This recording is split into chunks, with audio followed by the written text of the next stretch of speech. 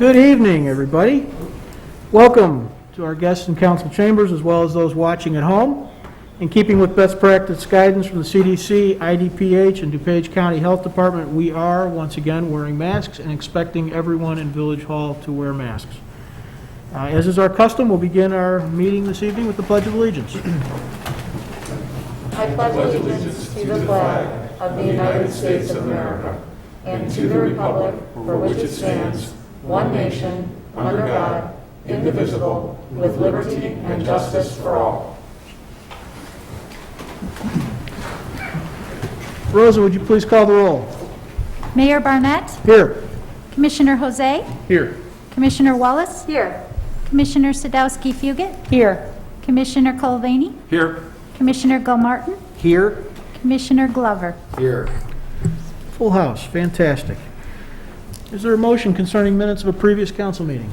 Mayor, I move that the council adopt the August 10, 2021 minutes as presented. Second. Any comments or questions from the council? All those in favor say aye. Aye. Opposed? Carries unanimously. Just like that, item 4 on our agenda tonight is public comments. This is the portion of the meeting where we take public comment on items not on tonight's agenda. So if you're here to bring up something or mention something or give us some information on a subject not on tonight's agenda, please come on down to the podium and spend a few minutes. Hi, I missed you guys. On the way over here tonight, I came through the park, and the concert in the park, I was amazed. I had 20 people tell me I was going the wrong way, that I should go to the concert in the park. And smiling, I had these ladies like, "Oh, come on, what's your name? Come to the concert in the park." With their walkers, and it was awesome. And you guys are missing it. You should make this really short and go to the concert in the park. That's all. Thanks to everybody. Thanks, Jim. Probably good advice. Thank you.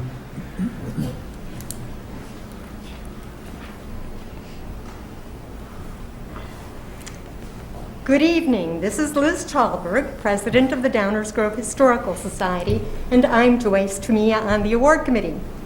We are here to announce that the Historical Society will be awarding Dave Humphreys the 2021 Montreux Dunham Award, which honors those whose significant service and contributions to the community have earned them a place in its history. The ceremony will take place on Saturday, September 18th at 10 a.m. on the grounds of the History Museum, 831 Maple Avenue. The public is invited. Seating is limited, so pre-registration is required. To register, please go to the Historical Society website, www.downersgrovehistory.org. Please join us. We hope to see you there. Thank you, Joyce. Anyone else? Comments not on tonight's agenda? Okay, we will continue on. Is there a motion? Wait, before we do that, we have a consent agenda tonight, but we are going to remove item D from the consent agenda, move it to active. Yes. Okay. Everybody got that note? All right, is there a motion concerning the balance of the consent agenda this evening? Mayor, I move that the council adopt the consent agenda absent item D as presented. Second. All those in favor say aye. Aye. Opposed? That too carries unanimously. Moves us on to our active agenda. This is the portion of the meeting where we take up items we plan to act on this evening. Typically, these items have been discussed at least once before, often many times before. So is there a motion on the active agenda? Can we start with item D from the consent? Mayor, I move that the council award a contract to A-Lamp Concrete Contractors, Inc. of Schaumburg, Illinois, in the amount of $197,759 for the 2021 Norfolk Street sidewalk installation as presented. Second. Any questions from the audience or comments from the audience on this agenda item? This is item D on our consent has been moved. Any council comments or questions? Leslie? Yep. If everyone remembers, or if you've been paying attention, I was the one to vote against moving forward with the standard sidewalks because I was in favor of the standard with the deviation to the carriage walk to try and avoid taking down some of the trees. I still wish we could have gone that route, but knowing where we are now, I think that the plan that we have currently is probably the best that we could ask for going forward. And so I just wanted to explain my decision in voting for this going forward. Thank you. Thank you. Rich? Yeah, I had some comments on this that I wanted to add. First of all, I'd like the residents of Downers Grove to know that this is not an attack on trees that the village owns on the Parkway. We have unique circumstances on that street. We also have the unique circumstance that it's 1 or 2 blocks away from a grade school and 2.5 blocks away from a high school with a lot of traffic. So first of all, there are a finite number of schools. There's 4 that we agreed to study. There's a finite number of sidewalk segments, which at this point is 5, and there will be a finite number of trees. And it won't be unlimited, and we have to look at what the trade-offs are when we study those other segments. It's also important to note that we did investigate transplanting those large mature trees because there is an organization that has a 96-inch spade. They'll only guarantee transplanting 7-inch deciduous trees. However, the problem we have with moving larger trees from that space is related to the proximity to underground utilities, the drainage ditch there, and also private property. But in investigating that, it is another thing that we've added to our toolkit that we can look at in the future. So that's what I wanted to say about that. Thank you, Rich. Any other comments, questions? Just say that I moved this off because, many of our consent agenda items are sort of routine business items. And while this one has been debated and studied and talked about publicly for quite some time, still thought it was important that we hear some of the things that Commissioner Sadowski-Fugan and Commissioner Colavani put into the record tonight. We don't take any of these decisions lightly, and certainly as it relates to trees and it relates to the safety of our pedestrians, we take that very seriously. So it's many decisions that we make are something less than perfect, but they are all well thought out. With that, Rosa, would you please call the roll? Commissioner Jose? Aye. Commissioner Wallace? Aye. Commissioner Glover? Aye. Commissioner Gilmartin? Aye. Commissioner Colavani? Aye. Commissioner Sadowski-Fugit? Aye. Mayor Barnett? Aye. That motion passes unanimously. Is there a motion concerning the village's elevator safety standards? Mayor, I move that the council adopt an ordinance amending elevator safety standards as presented. Second. Any comments or questions from the audience on our elevator safety standards? Jokes notwithstanding. Rich? Any council comments or questions? Rosa, please call the roll. Commissioner Jose? Aye. Commissioner Wallace? Aye. Commissioner Sadowski-Fugit? Aye.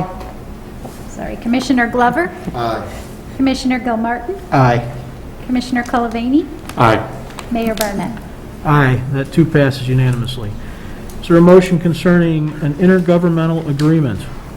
Mayor, I move that the council authorize the key terms of an intergovernmental agreement between the Village of Downers Grove and Elementary School District 58 as presented. Second. Any comments or questions from the audience on this subject? Please come on down to the microphone.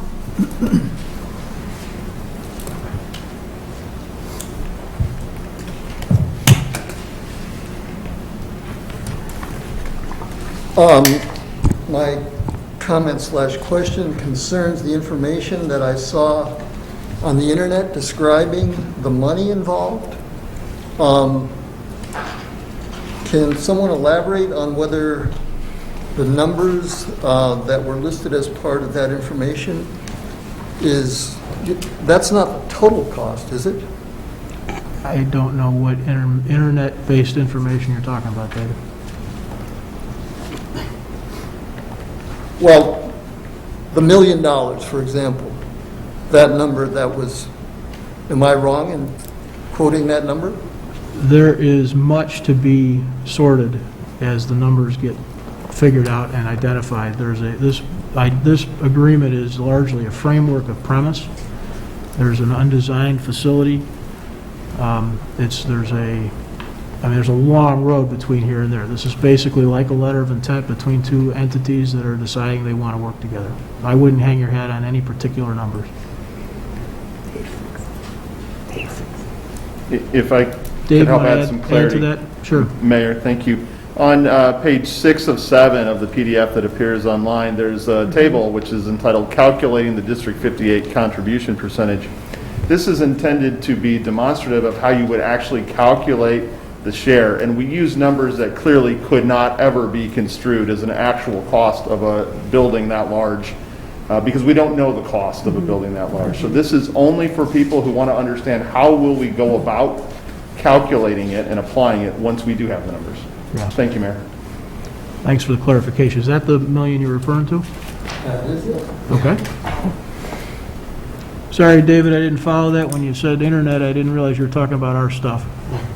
What else would I be talking about? Wow. We're just going to let that one go. Any council comments or questions? Greg, please. Thank you, Mayor. I just want to, again, thank our staff, thank all of my colleagues, District 58's board and staff. It's really exciting to see this move forward. I think the fact that we're able to work together on this project is historic, and I look forward to a successful partnership and a beautiful new building. Thank you, Mayor. Thank you, Greg. Anyone else? Rosa, please call the roll. Commissioner Jose? Aye. Commissioner Wallace? Aye. Commissioner Glover? Aye. Commissioner Gilmartin? Aye. Commissioner Culvaney? Aye. Commissioner Sadowski-Fugit? Aye. Mayor Barnett? Aye. That too passes unanimously. That ends our active agenda tonight. Takes us to our first reading. The first reading portion of the meeting is where we take up subjects on which we do not plan to do any final action tonight. These can be continuations of previous subjects or new subjects. We plan to talk about them, discuss them, take comment from the public, and not act on them this evening. Manager Fieldman. Thank you, Mayor Barnett. This is a continuation of a discussion we started a couple weeks ago at the council level. It's further discussion about the intersection of Prairie and Forest. The last time this came up, the council had a couple of questions for us, so staff went and did some research and some analysis. And here to present our findings and further information is our Public Works Director, Andy Sikich. Thanks, Dave. Good evening, Mayor and Council. Tonight I have an update on the presentation that was given on August 3rd regarding the intersection of Prairie and Forest. Just a quick summary of the presentation from last time. This intersection has seen a significant number of accidents over the past 5 years, and they are generally attributed to the traffic volume at speeds on Prairie, the traffic volume on Forest, either turning onto Prairie or crossing Prairie, and sight distance obstructions. Staff presented several options for improvements at the intersection, including stop signs, right-in, right-out restrictions on Forest, and closing Forest at Prairie. All of these options have anticipated benefits and consequences. Staff also discussed adding programmable signal heads and/or bump outs or a median for traffic calming on Prairie itself as well. The TAP Commission's recommendations were also presented at the meeting and are in your packet. So tonight, I just want to offer the following information in response to the questions that were asked last week, or 2 weeks ago, which staff was unable to fully answer and needed time to for some additional follow-up. So I'll start with the question about converting northbound Forest to a right turn only at Franklin. This could be done using either signage or physical improvements or both.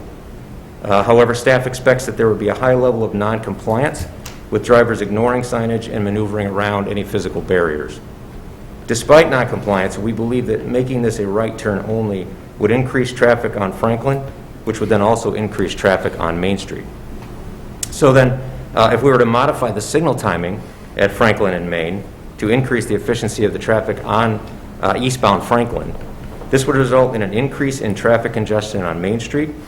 The traffic signals on Main are interconnected and synchronized from Grant Street all the way to Maple Avenue, and they are coordinated in the north-south direction to alleviate congestion on Main Street.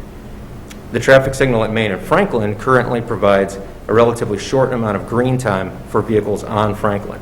And if the green time for Franklin were to be increased, this would result in a disruption to those synchronized signals on Main, increasing congestion on Main, and likely causing drivers to seek alternative routes throughout the neighborhood to avoid congestion. Regarding impacts on emergency services, if Forest were closed at Prairie, staff expects that most police and fire emergency responses would not be affected, and no significant impacts to response times would be expected through the neighborhood. When responding to a fire at a house near the closed intersection, fire apparatus would have to be staged on Prairie, and an additional fire hydrant would be needed on the 4800 block of Forest. And finally, with regard to impacts on snow plowing, garbage trucks, delivery trucks, etc., if Forest were closed at Prairie, the 4800 block of Forest would change from a priority 1 snowplow route to a priority 3. Storage areas would be needed at the turnaround. Garbage trucks would either need to make a 3-point turn in the cul-de-sac or turnaround, or drive in reverse on Forest. And most delivery vehicles could make the turnaround in the 50-foot cul-de-sac using a 3-point turn, but semi-trucks would likely need to back down the street. And with that, I will open it up to any questions. Thanks, Andy. Any questions or comments from the council?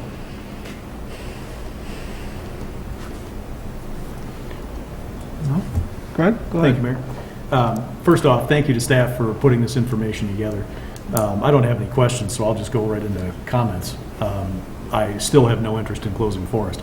I think we have to start small and work our way up. The various proposed solutions here of diverting traffic or closing the street, which is in effect diverting traffic, I think really has the effect of taking the problem that exists on Forest and just moving it someplace else, rather than actually solving the problem. What we've got to do is make that intersection safer and make the traffic on Forest proceed more slowly. So what I would like to see done is putting in the 4-way stop that has been proposed, and then engage our traffic engineers in finding the best way to calm traffic on Forest, whether that's putting in a median, narrowing the street from the curbs with different bump outs, whatever it might be. But I think we've got to find a way to calm the traffic and solve the issue where it exists rather than divert it and create problems someplace else. Thank you, Mayor. Rich?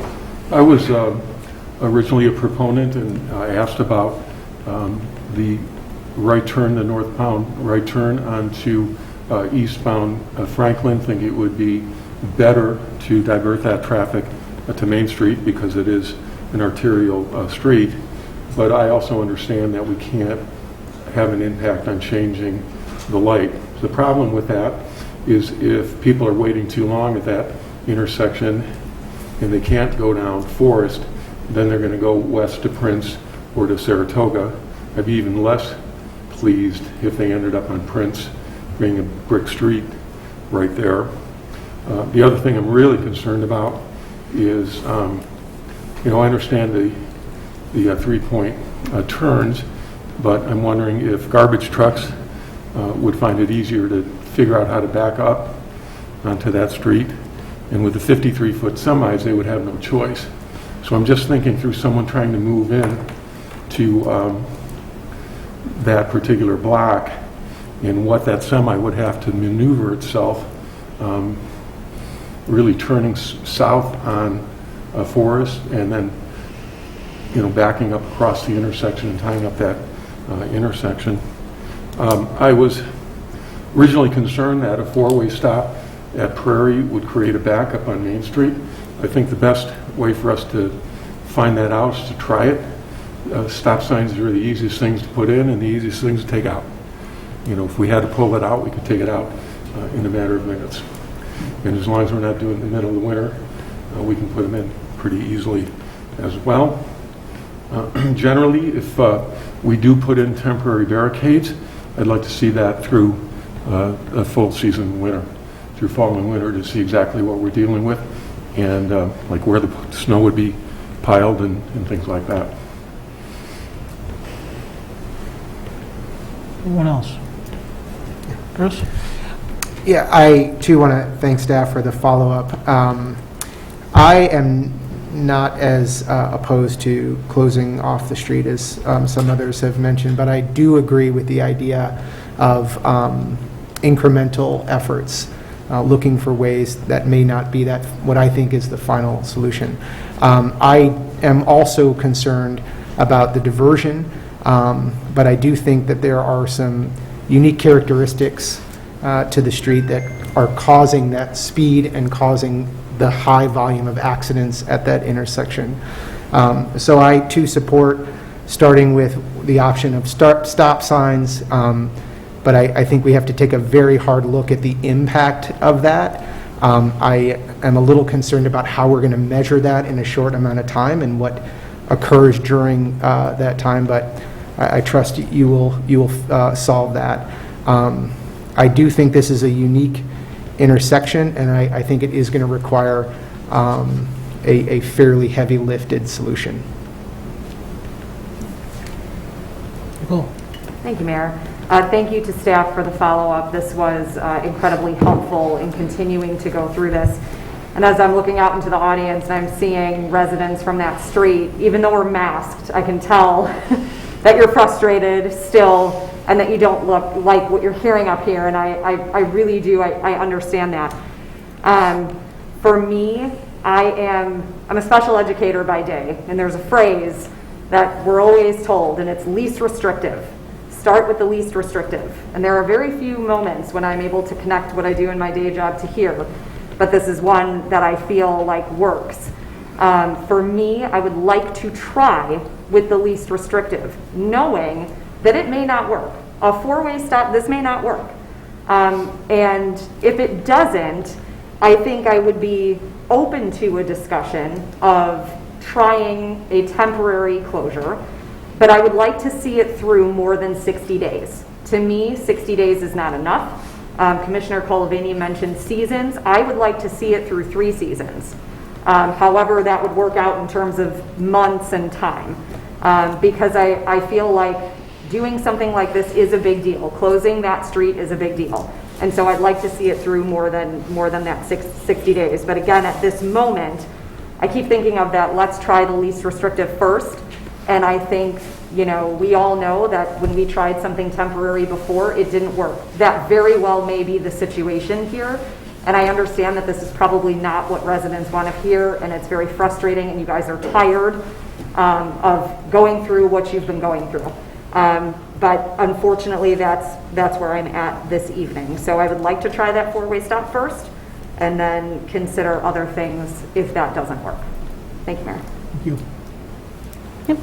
I am not going to repeat too much. I am pretty much in agreement with Commissioners Gilmartin and Wallace. I am not opposed to eventually taking the time to close off the street, but I am also concerned that we are just taking a problem in one area and moving it to another street.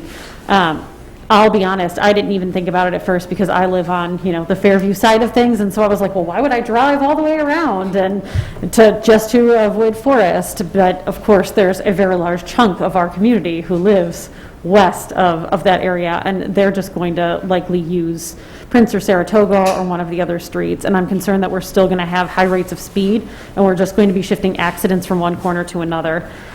So I am also in favor of the 4-way stop and seeing how that goes. I definitely want to see it coupled with more pedestrian-friendly things like bump outs or medians or whatever the case may be.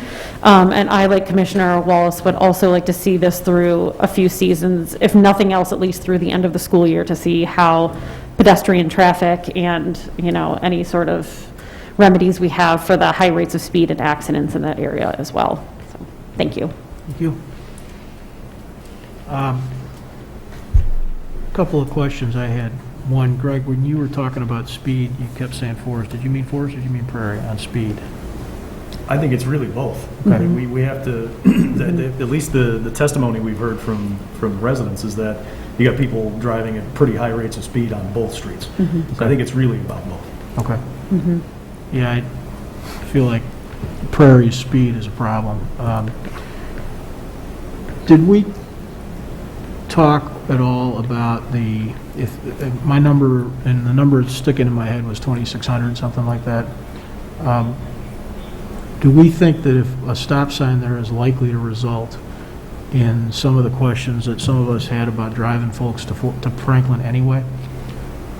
If there's a stop sign there and there's 2,600 cars, there's going to be people that get aggravated practically at Franklin, right? Do we think there's any likelihood of that? There might be some. I think the higher aggravation is going to be on Prairie, since it carries 6,000 plus cars a day. Sure. So I think we'll have to see what happens. I think with the gridded system, you know, if you're not forcing people to make a ride on Franklin, then people may disperse a little better through the network. The comment that's always made about with the grid system and you move a problem, you just take a problem and you move it. I don't have any doubt that's true, but I guess I sort of also think that that's maybe okay. If we're going to have more cars than any of our, you know, a residential street with that kind of frequency of curb cut is not really supposed to have 3,000 cars on it. Doesn't matter where it is in town. So the idea of moving those folks someplace else is, it doesn't bother me. I think it's a reality, and I think it's part of what we have to do. The question is, can we move them to the right spot, right? We don't know the answer to that. I am always, folks that have been listening to me for long enough will know I'm always pushing for physical restrictions and physical controls on traffic. I'm skeptical of signs. But we're also in the midst of a traffic study. I don't know if everybody's remembering that, but the west end of Prairie is in the midst of a traffic study. Midst meaning I think there's TAP meetings scheduled on it soon.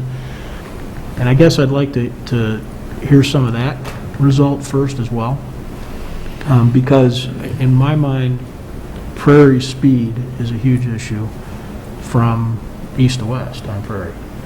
And so there may be information from that causes us to make changes to Prairie Avenue that affect what's going on at this intersection.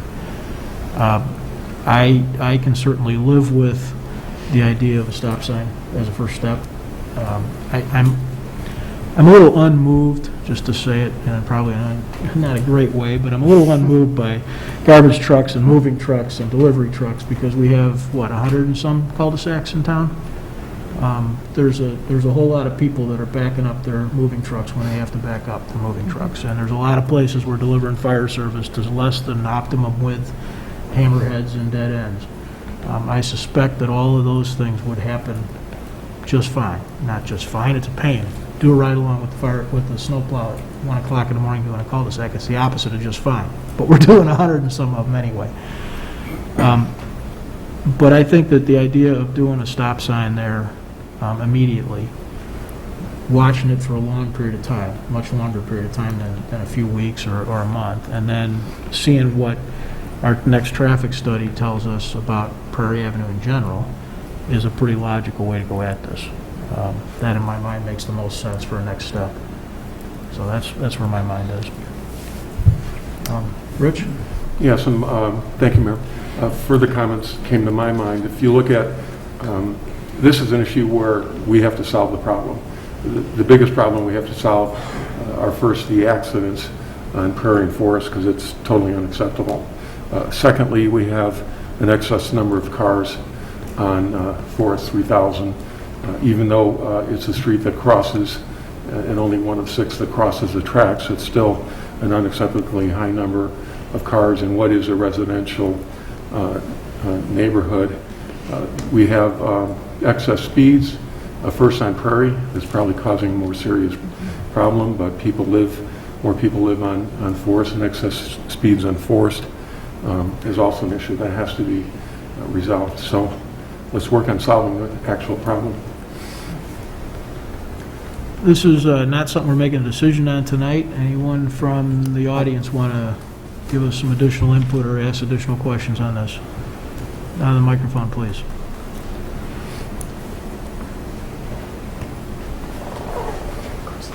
Did I miss, or in both conversations, I understood the idea that there's a higher volume of accidents there than is desirable. I didn't see any specification of information about the accidents. Is that information available? Mm-hmm. And where does one find it? I don't know exactly where it's been. It was in the packet? It's been kind of a building packet, David. It's a lot of pages here. It's 43 pages at this point. All those accidents are identified and quantified in various ways. And I think we heard also.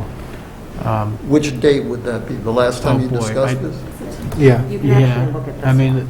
take this packet here and start at the back and go all the way through it and check minutes as well. There's another thing too, just to add to that. There are, it's tough to quantify, of course, but anecdotally, we've heard a lot from the neighborhood that for every traffic accident where there's a recorded event that causes there to be a record the village has, there's a lot of situations that are either unrecorded or nearly. And that is not, it doesn't turn into a great data set, but it's absolutely part of what we're thinking about up here. So is that information, I don't disagree with that. Is that information being collected? It was collected. It was in The the near packet. misses? Yeah, well, it's not No, not collected the because it's near near miss. Where it was collected really is in testimony at the TAP meetings and in minutes of these meetings. That's where it was collected because we heard from all these folks that are trying to experience this and trying to live with it. Okay.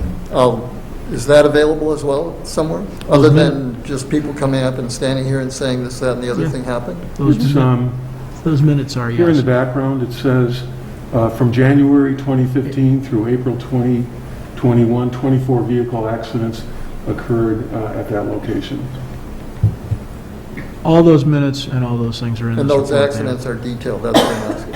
But if you just look at the report that's attached for today, there's 43 pages, and it's because it includes all of that. All right. And that's on page This is the 3. easiest way to do it.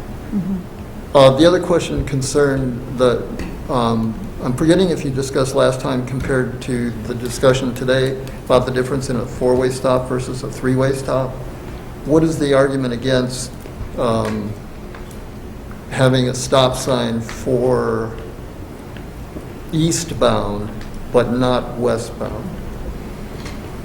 I'd defer that to Andy. We talked about that, and I think that I'm going to probably screw it up, but I think generally our staff felt, our traffic engineers who are on staff, felt that it was a more predictable and controllable intersection when you had four ways as opposed to three. We have some threes in town, and we have obviously a lot of fours, and I think they felt that was a safer, part of this is pedestrian traffic as well, and I think they felt that was a safer, more predictable interaction between vehicles and pedestrians and vehicles and vehicles. So the hope is that by having a stop sign westbound, you won't have a backup there that spills over into both Main Street and the other side of Main on Prairie. It may well.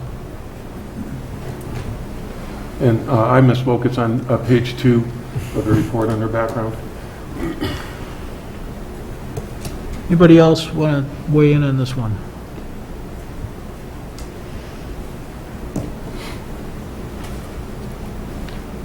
Hi, I'm Angie Winslow. I live at 4816 Forest Avenue. I promise this is the last time I'll speak on this subject. I want to thank you, Mayor and Commissioners, for considering the safety issues at this intersection because it's bad. And I know, Mayor, at the last meeting you said that this is an issue that's personal to many people, to everyone, and I agree 100%. But for those of us who live in that area, it's more than personal for us. It's also extremely worrisome for us because we're the ones who hear the screeching tires and we're the ones who come running from our homes. We can hear the screeching tires from inside our homes, a half a block to a block away. And we're the ones who run to the intersection when we hear those screeching tires, and many times the resulting crashing of the cars. And we're also the ones who are first on the scene many times. We're the ones who call 911.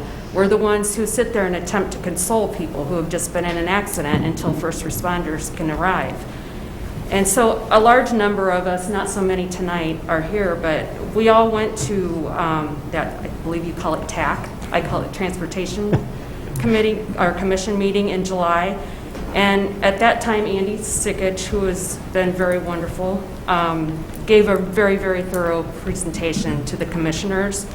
And every resident who was there was given an opportunity to speak, and We all have some very personal stories of things we've observed and things that we're very concerned about, and we were very appreciative of being given that time to do that.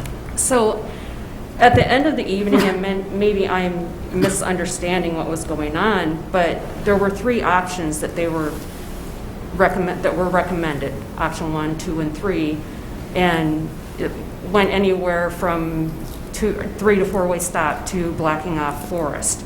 And ultimately, after hearing Andy's presentation and all of the comments and discussion amongst the commissioners, they recommended number 3, which is blocking off Forest at the Prairie intersection on the north and the south side. And the Traffic Commission is tasked with being an advisory body to this village council. And I took that from the village website. And I know it's not their final decision, but they did recommend option 3. And I know they did not take that lightly. And I know that they're not recommending only blocking off Forest. They're recommending other measures in addition along Prairie to slow the traffic down. And I myself, following that meeting, have been out walking my dog and have seen people from the Traffic Commission out observing the traffic patterns themselves on their own time.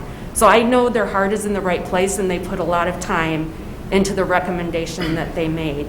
So I know some of you are more interested in incremental changes, but we've done incremental. They did no left turn onto the 4800 block of Forest.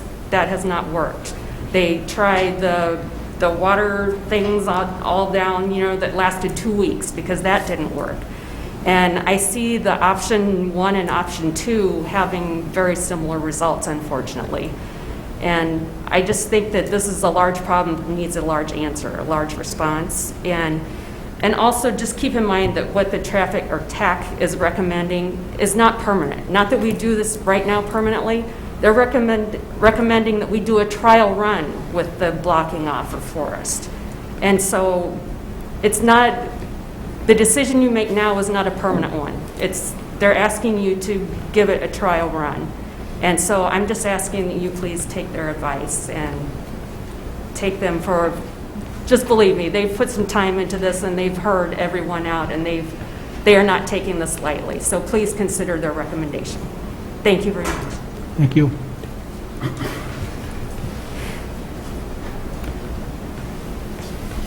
Council, Mayor, Vito Siciliano, 4808 Forest Avenue. The stop signs, in my opinion, could be a waste of time. If we have a stop sign on Forest at Prairie, and if you sit on my front porch and watch how many times a car goes right through it. Well, they slow down, but they go right through it. There's the problem with the accidents. They think they see there's no car coming, and they make that right, or they go straight across. And we've seen it many times. That's where your accidents come in. So stop signs. Over 20 years ago, we were here talking about the identical same thing. Back then, the council came up with hiring an outside source, and they looked over the area. What they gave us was no left turn for westbound Prairie traffic onto Forest. That's what they gave us. That left turn is ignored by many. They constantly, westbound traffic on Prairie, constantly take that turn. And when they take that turn, they're speeding. And they finish it up right down to Franklin.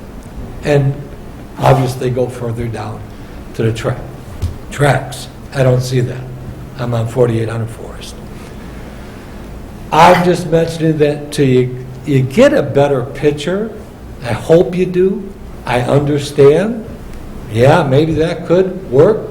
The stop signs, again, I don't think so. Not from what I have seen and viewed.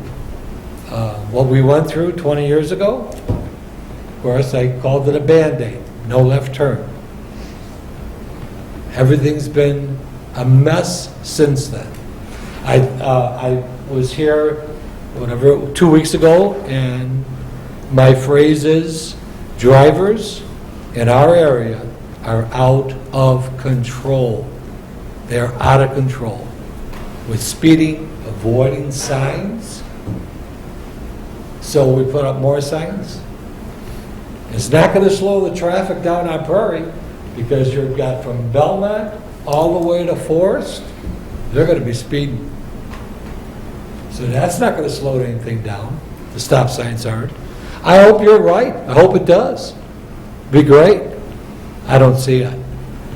I do want to also include, and I know your concern, because I still have it, but when we look at from 39th Street to 35th, approximately 5 blocks, Main Street to Finley, back in that area, that's north of Dorhofer Park.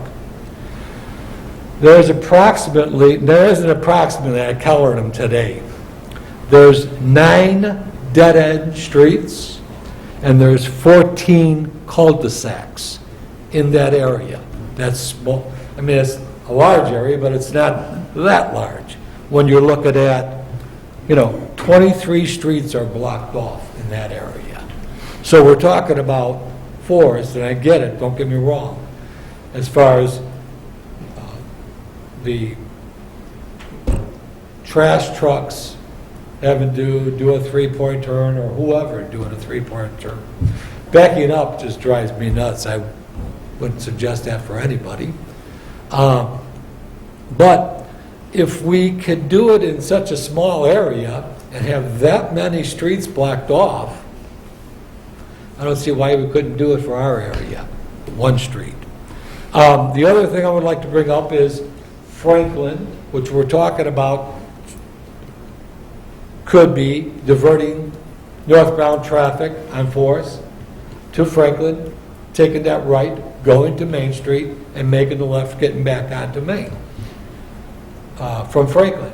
And we talk about possibility of vehicles, drivers, going westbound and taking the problem we have and putting it on Prince, Saratoga, and so forth.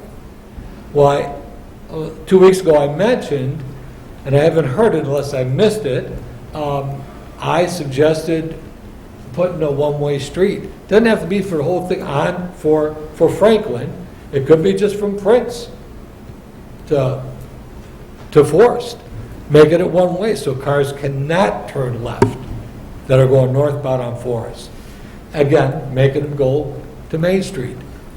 And I also want to say Main Street is a two-way, both directions. Forest is a one-way. So, and we have over 2,000 a day of cars coming down our street. I don't see what's wrong with putting those cars back on Main Street, which has 2 lanes. We only have 1. I appreciate your time. I hope everybody is really diligent about this and not wasting any more time. As I said, over 20 years ago we were here, and it was a big waste of time. I hope we don't do it this time. Thank you.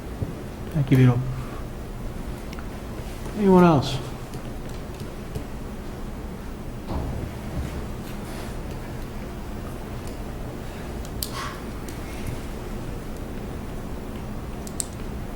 Brian Erickson, Forest Avenue. I walked in a little late, but I believe that the outcome was a recommendation, I believe, of the council to perhaps do a 4-way stop sign. Is that correct? We're not deciding anything tonight, but it seems like most of the comments up here have been along those lines, yeah. Okay. I've been working with Andy now for maybe a year and a half, almost 2 years. That was one of the first questions I asked him, was putting a 4-way stop sign. It seemed reasonable. One of the first comments he made to me was about how stop signs only work when there's an equal or comparable amount of traffic coming in from opposite directions.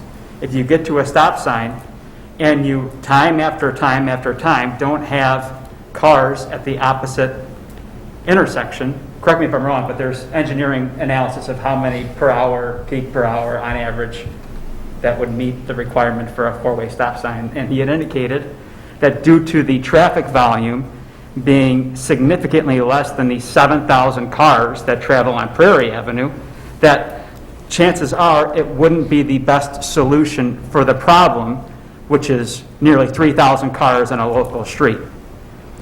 I would like to just remind the council, only I believe 2 members are present on the council still, but nevertheless, 8 years ago, Webster neighbors were in a similar position that we were in. Mr. Barnett, or Mayor Barnett rather, you were on the council at that time. Commissioner Jose, you were as well. I don't believe anyone else was, and if I'm wrong, please correct me. But what I am most disappointed in is that there was a common theme of the council at that time, which was to listen to the neighborhood. There isn't a single neighbor on Forest Avenue that has recommended anything else except to block off the street. And the council at that time had approved it. And Commissioner Jose, to quote you, you had said, because the neighborhood is comfortable with this, you are good with it too. The mayor at that time even said, no solution is perfect, but we are at least owing it to listen to the neighborhood and the neighbors. There was a statistic that was referenced about how 11 out of 17 households on Forest signed the petition for the dead end. Please don't interpret it that the other 6 of the 17 were opposed. They just were not home at the 2-hour period when a member of the neighborhood went door to door to get it. I have no problem going to the other 6 and submitting that for evidence as well to show you how it is a unanimous consensus. It is a terrible problem. Just today, I can play you a video clip and just listen to the near misses that aren't on public record. But the screeching tires, the horns, it is a problem. But I just want to remind the council, a few members that are still on there, that you listen to the neighborhood. And I just implore you to please, if not listen to the neighborhood, listen to your Public Works Department and your TAP Department, who are just saying, let's just try this as a temporary option and see what happens. It is a grid system that will disperse.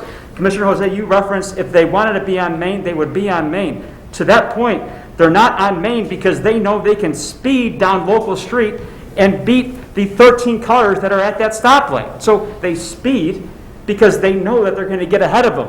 And everyone's just in a hurry to get to wherever they're going at the cost of safety for the community. And I just would respectfully implore the council to listen not only to the recommendations of Andy and his team and the TAP, but also of what historically the council has done. I'm sorry, it's time up. No, I was trying to signal the mayor that I had something to say. Okay. Please continue. That's all I have. Thank you. Any others? One more. I'm sorry, my mask broke as I walked in. So I'm not holding a sore jaw, but I'm holding my mask. My name's Steve Scarlatti. I live on Forest. I've been there for quite some time. I believe every one of you, you all do live in the village, right? Yeah. Can I ask how you would feel if every one of the residents on Forest Avenue got up every morning and parked their car at the bottom of your apron and didn't move? No matter how many times you asked or tried to get out of your driveway, we didn't move. We just stayed there. And we stayed there as long as we wanted. And if I moved, somebody else would fill my spot. How would you like that? Would you like it? Would you like being able to not get into your driveway as you're coming home, trying to pull in during rush hour? Would you like that? Would anybody here, every one of you, some of you raise your hand to say, I would like to be able to not get out of my driveway for an extended period of time at rush hour, and then tell me your solution is going to be stop signs. Because there's a stop sign on Forest now. It's not going to change the amount of cars that come down Forest, and they're going to get piled up on that street just like they do right now. Whether they're moving one car at a time because you've got a stop sign isn't going to matter, because the spot's going to get filled by the car behind them. Because that's what you're promoting. You're promoting these cars to come down a side street rather than Main Street. Get them off of Forest. Don't try to control them on Forest, because you're not going to do it. You're going to tell us that there's a speed limit on that street.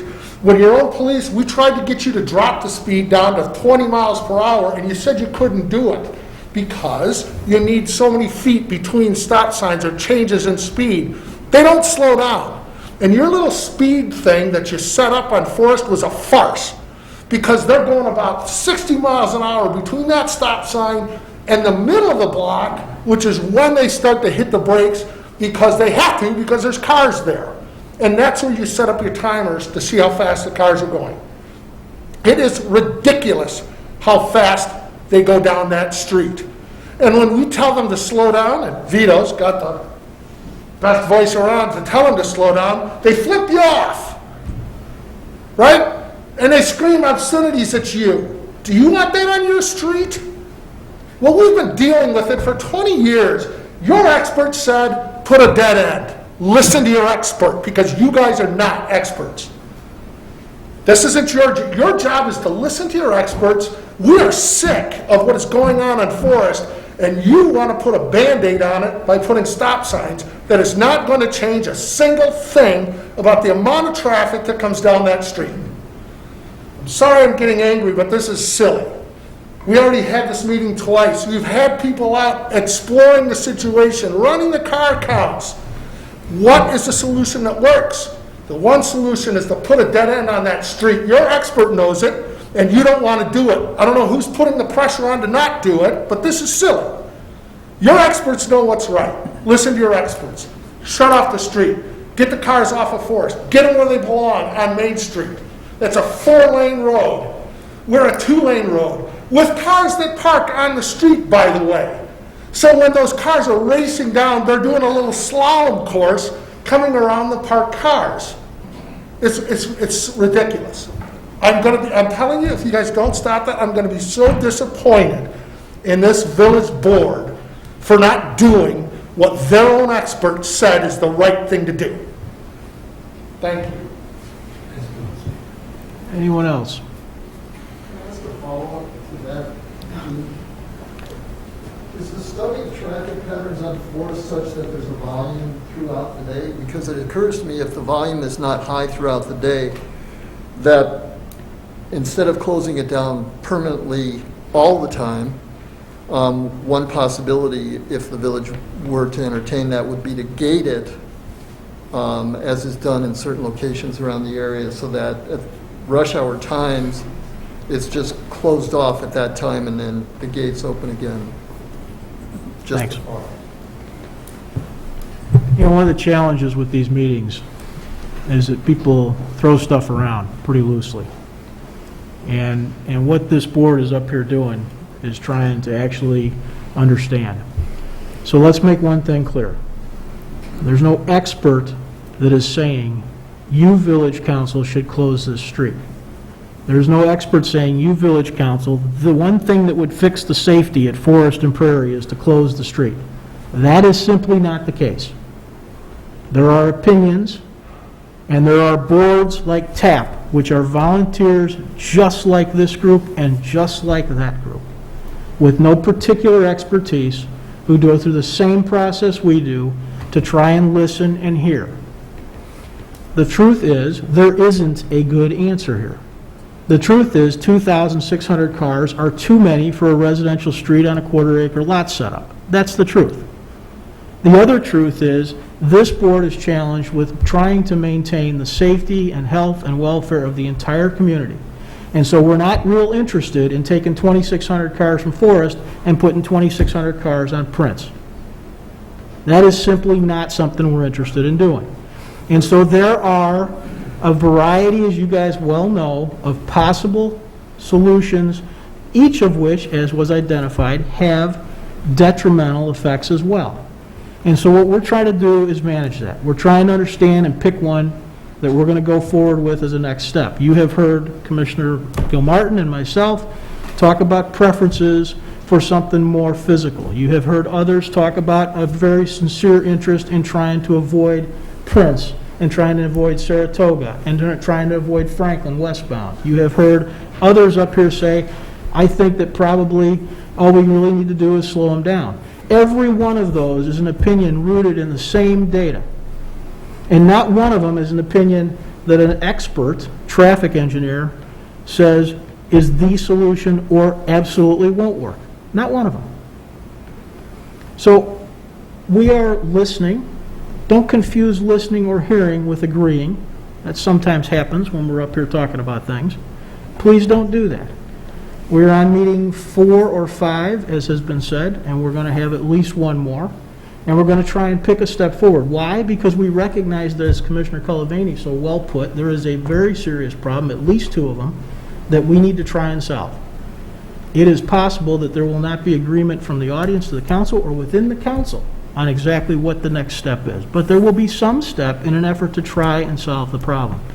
And as you also heard multiple members up here say, it might be iterative. There might be a step that we watch and then another step that we take. That's entirely possible. But it is not because people up here are disinterested or wish somebody parked in front of their driveway. Try and keep... Stop, Steve. Stop. Just stop. So we will have at least one more meeting on this. It will likely be a second reading point on active agenda where we will probably make a decision. I don't want anybody thinking they shouldn't come and talk to us. I just want people to come and talk to us in a way that recognizes that what appears obvious to one person is not obvious to the next, and that many of these questions don't have perfect answers. That's what I'd like. We're going to go back to the council, Tom. Anybody else up here want to jump in? Yeah, I had a quick question, Danny, go ahead. possibly for Andy, and that's in regards to if the street is closed off, wouldn't that result in the same consequences as doing a right-hand turn only on Franklin? Not necessarily, because the right-hand turn only on Franklin forces people to make that turn, whereas if you just closed off Forest, people would have multiple options. They could go left on Franklin, they could go right on Franklin. It would depend on their destination.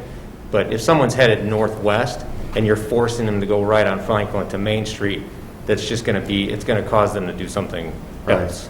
But assuming that most of them are going to go right and go into Main Street, making that assumption, would we also still have to adjust all the traffic signals on Main Street? Correct. But that's if you make that assumption. And I don't know, I know from my own personal experience, I'm going west when I take Forest, I don't want to be on Main Street to go north or east. So I think the gridded system allows people to kind of distribute themselves where they need to be. And so I think forcing them in one direction sort of counteracts that benefit. Rich? Comments and observations. I did find in the analysis the count was 2,000 vehicles per day on Forest. I do remember reading somewhere the count on Prince is now currently 300 per day. You've given us information saying that we really wouldn't be prudent to change the sequencing of the lights on Main Street. So I'm really intrigued to find out if we do put in a temporary closure, would that force people to Prince? Would we take some number? I don't know how many houses there are on that block, but let's say that number goes from 2,000 to 100 for people who have to, leave the neighborhood to go to work, go to stores, and do anything else. What number of those would get transferred? Would it go from 300 to 1,000, 300 to 1,200? Because I think if people get hung up on on Main Street for too long, to say, oh, this takes too long. And then the other consideration is if we make Franklin one-way eastbound, would then that force people who live on that block and in that part of the neighborhood to then turn a left to go on Warren, which could create a backup situation onto the tracks. So, even though it sounds somewhat simple, that's kind of the nature of what happens in the grid system. I would like to suggest that we do put traffic counters on those other streets when we test out the solution.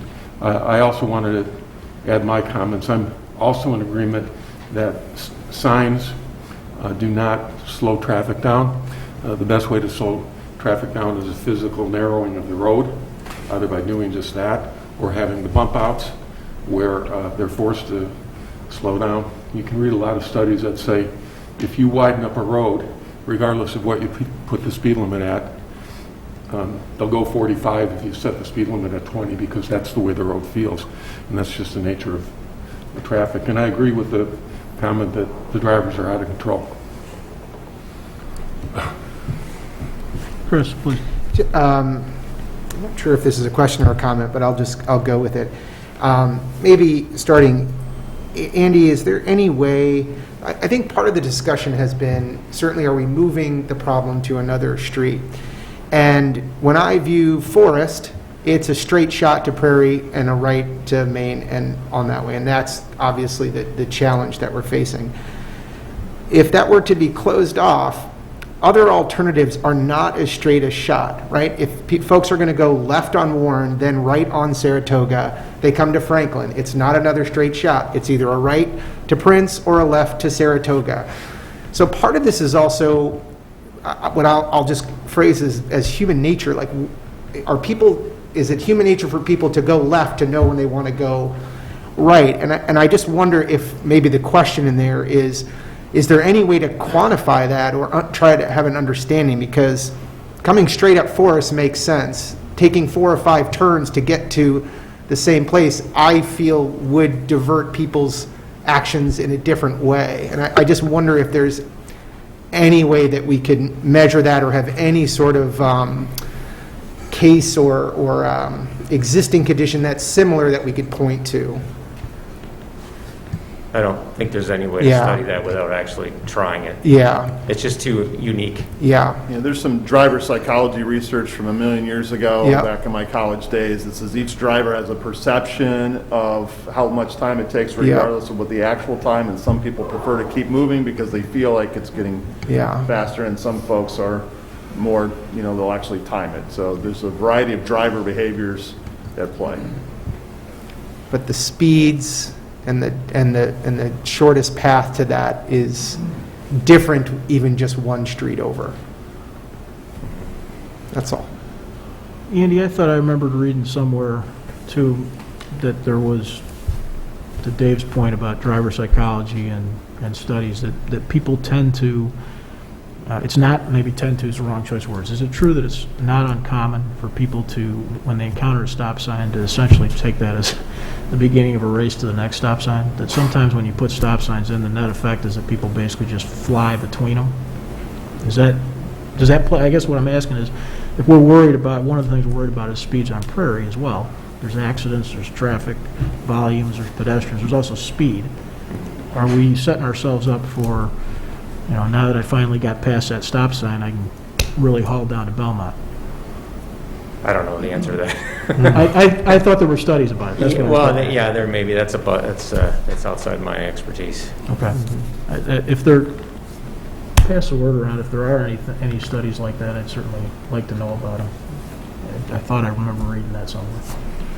Greg, please. Thank you, Mayor. I believe there are also studies out there, and I'd ask staff to look at this, but that say that traffic becomes slower and consequently, hopefully, safer the more narrow the street is, that you feel more emboldened the wider the street is, which is why I've talked about traffic calming measures. And the mayor's right. Nobody's talking about just trying one thing. What we're trying to do is find the least restrictive means, as Commissioner Wallace mentioned, that gets the job done. It's about making the intersection safer. And I don't think that dialing it all the way to 11 by closing the street off is the way to go right out of the box. And I think I've got the floor. So a couple of other things. In addition to the idea that there hasn't been an expert that's recommended closure yet, there actually was at least one resident at the last meeting that did say, hey, please keep Forest open. So it's not true that everybody is interested in closing it. I can give you her name if you like. We can go back in the minutes. Okay, Do you really want to turn this into stop. a debate? Everybody stop for a second. These conversations, as we mentioned before, we understand. We up here are taking it personally and seriously, and we understand that everybody in the audience is doing the same. We must keep an environment where we're letting other folks talk. Okay, you guys have had a chance to talk. You'll have a chance to talk again. When the council's speaking, leave it at that. Okay? Correct, please. Thank you, Mayor. And as has been referenced, I did vote in favor of closing Webster. It's true. It's an entirely different situation. In that situation, we actually had experts who said that there were sightline problems that made the intersection dangerous. And on top of that, I think 55th Street being a 5-lane road with a much higher speed limit is a different situation than dealing with Prairie Avenue. I think there are things that we can do with Prairie that we can't do with 55th Street because it is not under our jurisdiction that can solve this problem, or hopefully solve this problem. And if it can't, then we can take more drastic steps as we move into the future. I think what we have to do is start with the least restrictive means possible to solve the problem of folks racing on Prairie, folks racing on Forest, and hopefully, as a result of that, solve the problem with the wrecks at the intersection. Thank you, Mayor. Leslie, please. Yes. I also want to kind of pipe in again and reiterate what the mayor had said, that there is currently a traffic study that's happening a little bit further down on Prairie, and I am not interested in jumping the gun too early on making decisions here, which could be impacted then. The decisions we make here could impact those areas that are west on Prairie. And at that point, that would register that traffic study pretty much null and void, because it could shift traffic patterns, and we will not have actually researched what those traffic patterns were on Prairie. So I would like to see what the recommendations are on Prairie before we make any larger scale changes. And I also agree with Commissioners Colavini and Jose about making sure we have either bump outs or some way of narrowing the road, because again, I'm familiar with the same research that, when we start to narrow that road, it does make it a little bit safer for pedestrians, and it just mentally triggers people to slow down a little bit. So that's kind of where I'm at. Anyone else from council? Okay, normally this is the end of the dialogue, but I know a couple folks wanted to say something more. I'd appreciate if you have something else to say that you want to add to the conversation, come down to the podium and do it. Don't come down to tell us we're crazy or don't care, and don't come down just to repeat something. But if you heard something up here or it triggered something you want to add to, please come on down.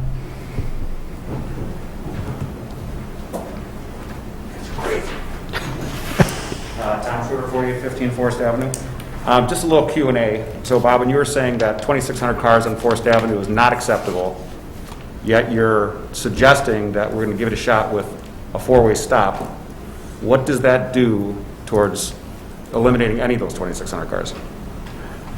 So, first of all, Tom, I'm going to indulge right here just because I know everybody's really into this. We really want to try and not make this a Q&A. It's not a rhetorical question. It's a fair question. I want to clarify. The important thing here that I want everybody to take away is you heard a variety of opinions up here about what the best next steps were. So you'd have to think through each one of those. I think everybody up in here everybody up here is in agreement that we wish we could do something about the volume of traffic on Forest, and I think nobody's quite sure exactly what. Right. Go ahead. But as we look at the three different options, Andy came up with pros and cons for each one of those three, and I don't want to repeat the same things, but literally, the four-way stop didn't do anything for the traffic count on Forest Avenue. we agreed that it was going to trade potentially an angle accident for a rear end accident on Main Street. I keep hearing that, you know, right out of the gun. Why are we jumping out of the gun? This has been going on for 20, 25 years. Okay, we're not going to repeat that whole thing. So that's a ridiculous statement to keep saying that, because we're not just starting this discussion. It's kind of insulting to the Forest Avenue residents that are continuing to come out here. And everybody's worried about, what if these 2,500 cars go west over to Prince? Well, what if half of them went to Main Street, a two-way street where they're supposed to be? Half of them might be dispersed between the other 3 or 4 streets all the way down to Oakwood, or maybe only a quarter of them. So maybe each one of those streets only get 200 more cars per day. Maybe some of the cars do turn left and they're not going to get stuck on the tracks because there's no stop sign. It's a constant flow. There's not a chance you're going to get any cars stuck on the tracks if you went west on Warren. And guess what? That's a brand new street now. You just paid a lot of money to have that asphalted. And guess what? You spent a lot of money to have the underpass on Belmont. What if some of the cars went there? It's something to think about. If you did put the one-ways on right at Franklin for that one block for Prince, maybe people wouldn't go up and go west. They would be going west on Warren and then going up on Belmont, the underpass. So I don't know. You guys, I don't know why we're trying to do the four-way stop. We know it's not going to work. And I'm not totally familiar with the Belmont study. Can you just elaborate on what that is? No, so the mayor had referenced the fact that right now there is a traffic study that's happening further west on Prairie. Right. But what is that? I mean, what does that have to do with ours? Is that going to minimize traffic? Traffic counts coming down Theoretically, the impacts of shifting an intersection off of that street will have impacts on the traffic. Okay. Well, all I keep hearing about is that we're doing something drastic right out of the box. We're not. And it seems like you guys are so concerned about other streets. What about us? You know, I don't care about people moving every 5 years and they're going to have an impact for a couple hours when they're moving stuff in. This is ridiculous. Every single day we're hearing these accidents and screeches. Steve said, good point. We've had 24 accidents for the last, 18 months. What about the near misses? What is it going to take? Listen to the experts. Just give it a shot. Thank you.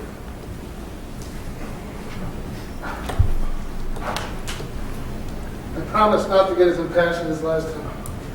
And I still don't have a jaw on it. Everybody keeps saying, what if? Well, let's try it. Why not try it? It took you, 30 minutes to remove those barricades that you put on Prairie the first time? 30 minutes.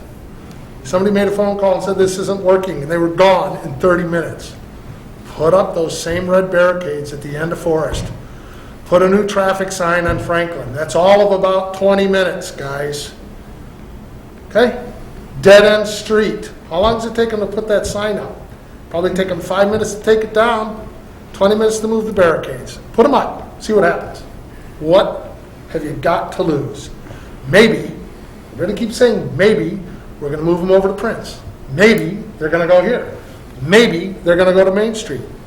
There's a really easy way to know the answers to those questions. Block the street, put your same red barricades there, and let's see what happens. Why not? What do you got to lose? Thanks.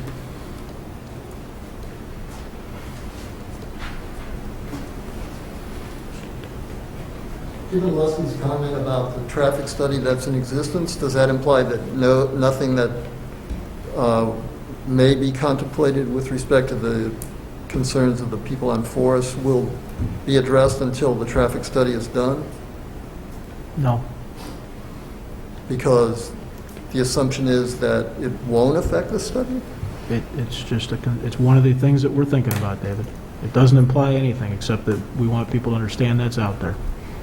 How much longer is the existing study in place? So when we started this, I think I said that we were expecting TAP to be taking that up in September. The study is, the counting portion of it is largely complete. I'm sorry, stay again. The study what? The counting portion of it is largely complete. We expect the study and some additional thoughts and debate to be happening at TAP in September. Thank you.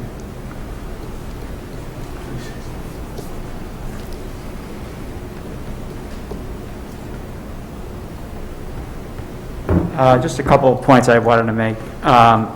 Number one, it's easy to put the square counters on the asphalt to count the cars. What I think might also be losing sight is the counts of pedestrians. Now, one of the things I asked Andy about 2 years ago was the train station, the schools. I think it would be very beneficial because anecdotally, there are a lot more pedestrians that cross Forest than do on Prince Street, primarily due to the fact that they are cutting down, going to the train stop. So would it not be advantageous to also include some sort of traffic counting for how many pedestrians, perhaps how many kids, how many people going to the train, to incorporate into your study so you can use in addition to the cars that are going down Forest? Just an idea. Another comment is, because I did a FOIA research, Commissioner Jose, is you referenced how Webster was a completely different story, and you're correct, it was a different story.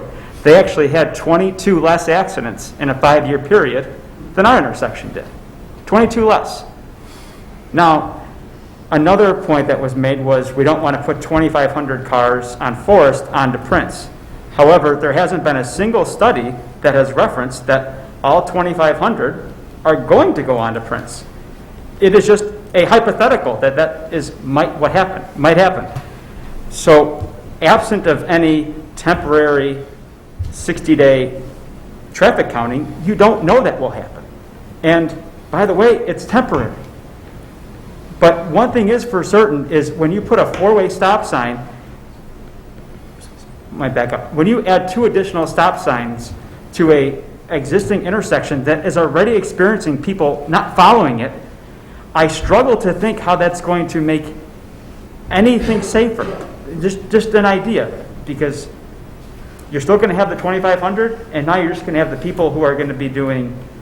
And there also, one last thing is, there also is a sightline issue, Commissioner Jose, on Forest, which is why if you stop at the sign behind the stripe, you cannot see cars on the left. So there is a sightline issue on our intersection as well. I didn't say there wasn't. I said the difference was that there was a traffic engineer, specifically DuPage County, agreeing that the sight distance issue was enough to recommend closure. That's not the situation here. We don't yet have that recommendation. All I'm claiming is there is a sightline issue at an intersection. I agree with you. I mean, having driven it a number of times, I can be able to attest to that.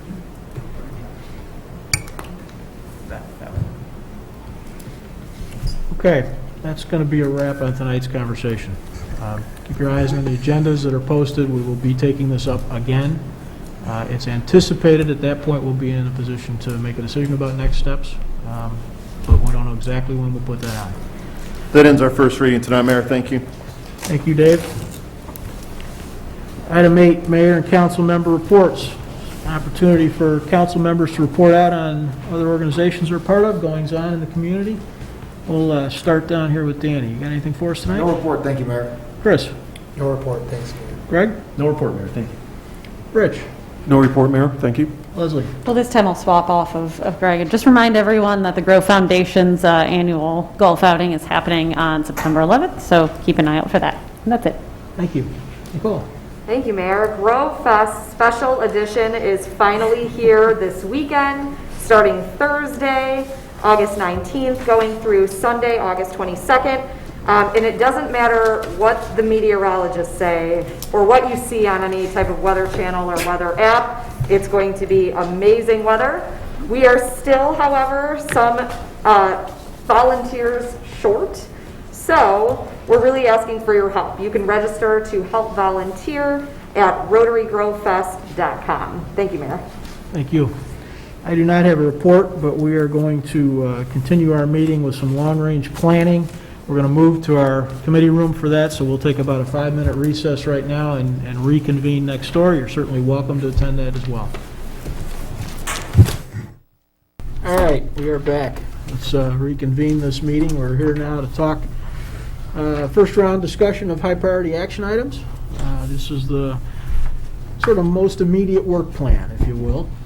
There's an awful lot of stuff, of course, that our team does on a day in and day out basis regularly. There's a lot of stuff that comes to us Ever heard of COVID, for instance? But we do try and plan some of our work over the next year or two. And this is an effort at kind of checking in to see where we stand on some things that are ongoing and see if there's things we should be adding. So, Dave, you want to bring us up to speed? Thanks, Mayor. As Mayor Barnett said, we're talking about priority action items tonight. Priority action items are a key component, a major important component of our long-range planning efforts. We are in the middle, or nearing the end actually, of a multi-month long-range planning effort.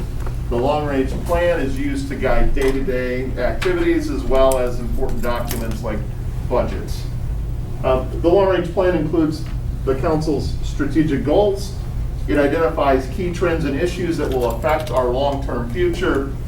It discusses strategies and solutions to address those key trends and issues, and culminates with the work plan of this council, priority action items. As I said, we are in a multi-month planning process. We're in meeting number, it looks like 5 or so, with a little bit of council governance thrown in. So we've talked about goals. We identified several key issues back in May and June. And just last week or so, I think we heard from Economic Development Corporation and Downtown Management Corporation about their strategic plans and their priority action items. And so here we sit, the last component of our long-range plan, the council's priority action items. So priority action items serve as the council's work plan. These are big projects that the village will undertake that support the goals that this council has established. These are items that generally require some sort of village council policy direction. There's a vote involved to point us in the right direction. It takes multiple months to complete and usually involves a multiple department effort. So every aspect of our team working to deliver the results that this council would like. Tonight, what we're here to do is to identify the priority action items that will be included in the long-range plan and serve as the work plan. Once we have these identified, staff will actually propose a work schedule. It appears as a Gantt chart that you will see when we present the complete plan at our next meeting scheduled for September. So tonight is just about identifying the priority action items, not actually debating them or voting on them. So if a council member throws out an idea tonight and says, I'd like to talk about this as a priority action item, the council request is yes or no to putting it on the list, not actually voting or debating the merits of the topic at hand. If it makes the list, there'll be plenty of time for that in the coming 1.5 years, 2 years. So if you look at the report that was at the council places and also published online, there are several priority action items that this council has already identified or have been underway since the last council, and this council has weighed in earlier in our process is to keep going. First is to replace our enterprise resource planning system, our financial and permitting software that helps the village operate and provide services. The second one, that back in June, the village council enthusiastically directed staff to keep going with, is our facility replacement and sustainability plan, which would result in the construction of a new village hall and police station, and hopefully District 58 administrative offices right here on the Civic Center property, replacing the 90-year-old village hall and the 42-year-old police station. The next item that is currently underway is review diversity, equity, and inclusion practices, which was identified by the previous council and is still going. We're focusing on internal issues and topics of the village as an employer. The next two came right out of the Human Service Ad Hoc Committee. The previous council back in December of 2020 put forth an implementation plan based on those recommendations. And 2 priority action items have been identified and are underway. First is to develop a social services referral program. The idea is to connect residents and members of the public in our village who are in need of services to existing governments and other agencies, not-for-profits, who could provide them the services they need. So the village's concierge, connector, traffic cop, if you will, connecting folks to service providers. We recently hired our social worker as directed by the council. She's been here a couple weeks. She's got great experience in this, and so we're already taking the first steps to create that referral program. Related to that is, once the referral program is in place, is to identify social service gaps.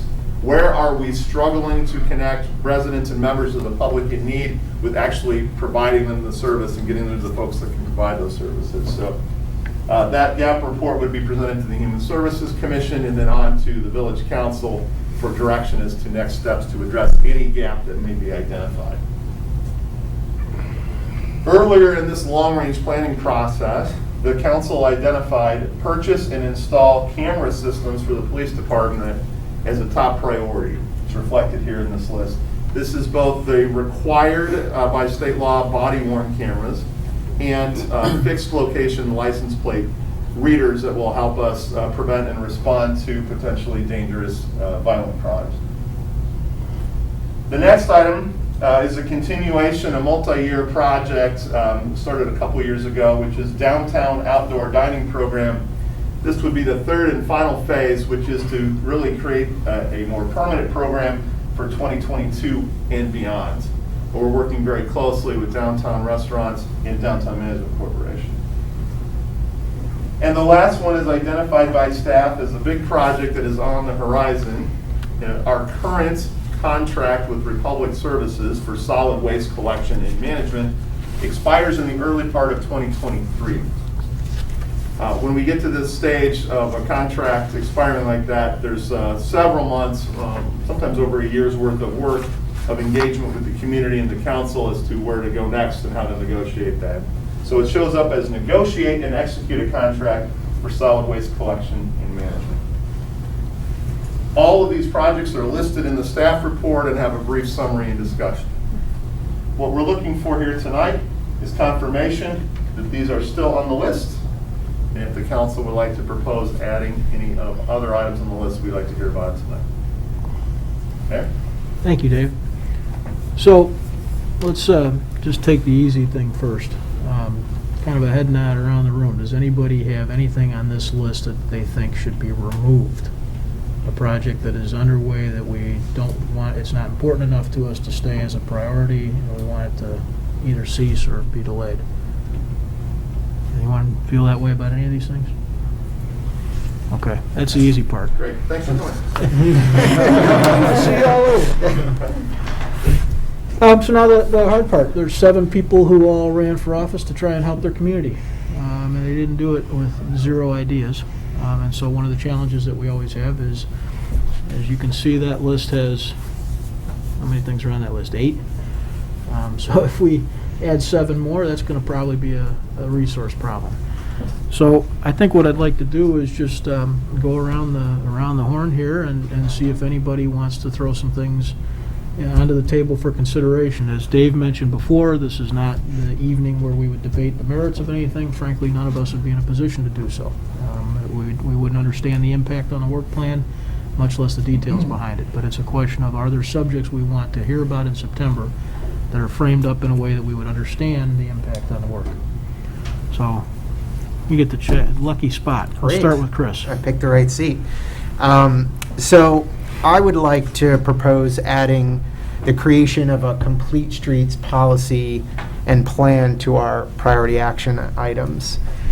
Complete streets is a concept and a practice of really planning, developing, maintaining, and operating a connected network of transportation ways that are accessible to a variety number and different modes of transportation. The idea of complete streets is really a paradigm shift on how the village can and I believe should optimize our streets, our sidewalks, our path networks to provide safer traversing for residents throughout the entire village, particularly encouraging active transportation, walking, biking. These practices also include better ways to protect trees, create more green space, and generally provide an environmentally friendly approach to travel. Complete Streets policy, the idea really was in the inception of the idea was back in 2003, but the village actually appeared to be ahead of the curve in 2000 with a bike and pedestrian plan, and then an updated plan again in 2013. That 2013 plan called for specific priorities around including dedicated bike lanes, safer intersections, completing the sidewalk network, all of those which are elements and core to what Complete Streets programs entail. I think perhaps maybe even more important to this group is that our comprehensive plan in 2017 recognized the importance of Complete Streets, specifically calling for the village to develop a Complete Streets policy to, quote, provide a safe environment for both bicyclists and pedestrians. It's fairly clear to me that the concept of complete streets and making Downers Grove safer for bicyclists and pedestrians has been a long-standing value for the caretakers of our village for over 20 years. Value, I believe, based on the data presented in the plans, was widely supported by residents. And based on the feedback that I myself have solicited from over 100 residents, I also believe that desire to connect all parts of Downers Grove in a network like this for safe biking, safe walking, really continues to be an important priority that our residents would support. And while I commend, I think, the village for some of the low-hanging fruit that has been accomplished from the bike and ped plan, I think there's a huge opportunity for us to do more, what our predecessors sought and what I think our current residents seek. I'll just share, I think, some of the reasons I think this is the right time. A lot of that is based in the benefits, right? So increased encouragement of active transportation and safety for those who are participating. More specifically, safety travel for the 1/3 of the population that doesn't drive. That includes people with disabilities, seniors, and the young in our community.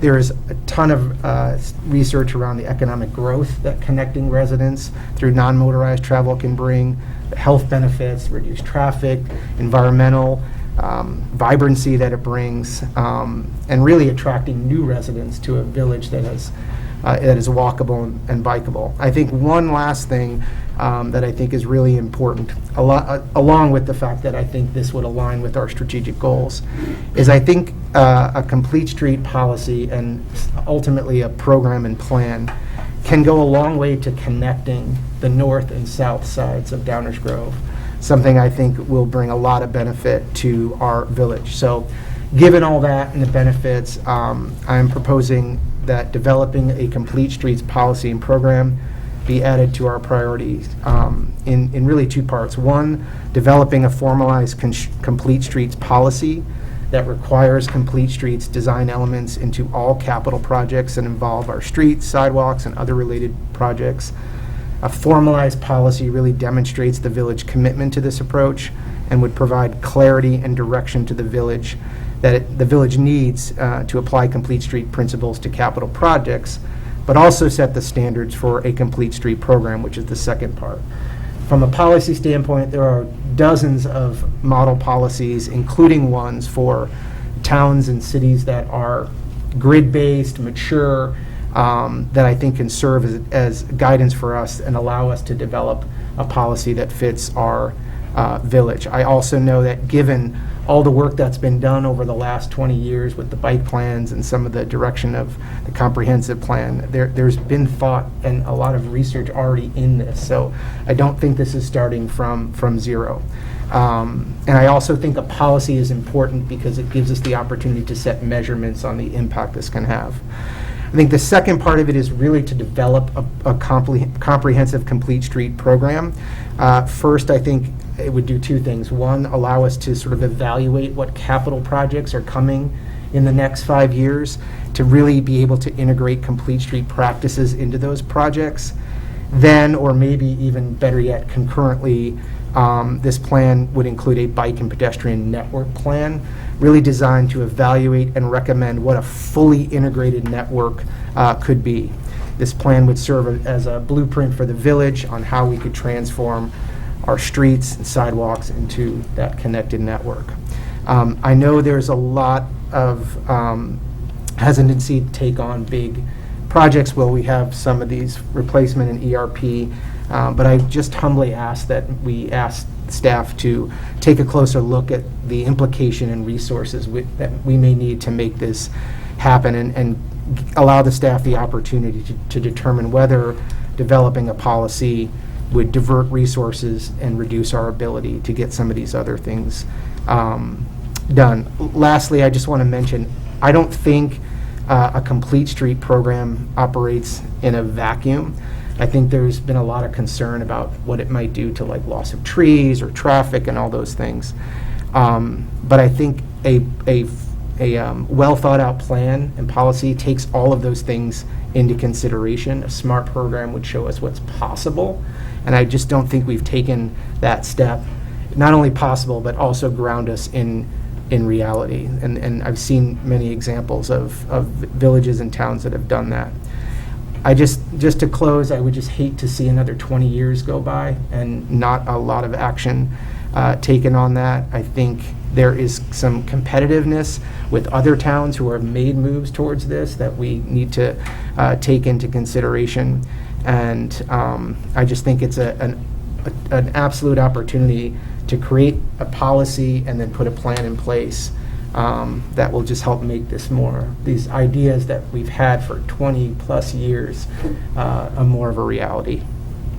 Thanks. All right, we just, like we're gonna, as I said before, we're not gonna debate these things tonight. That's not the purpose of the evening. Anybody have any particular questions for Chris? Just clarification of what was said.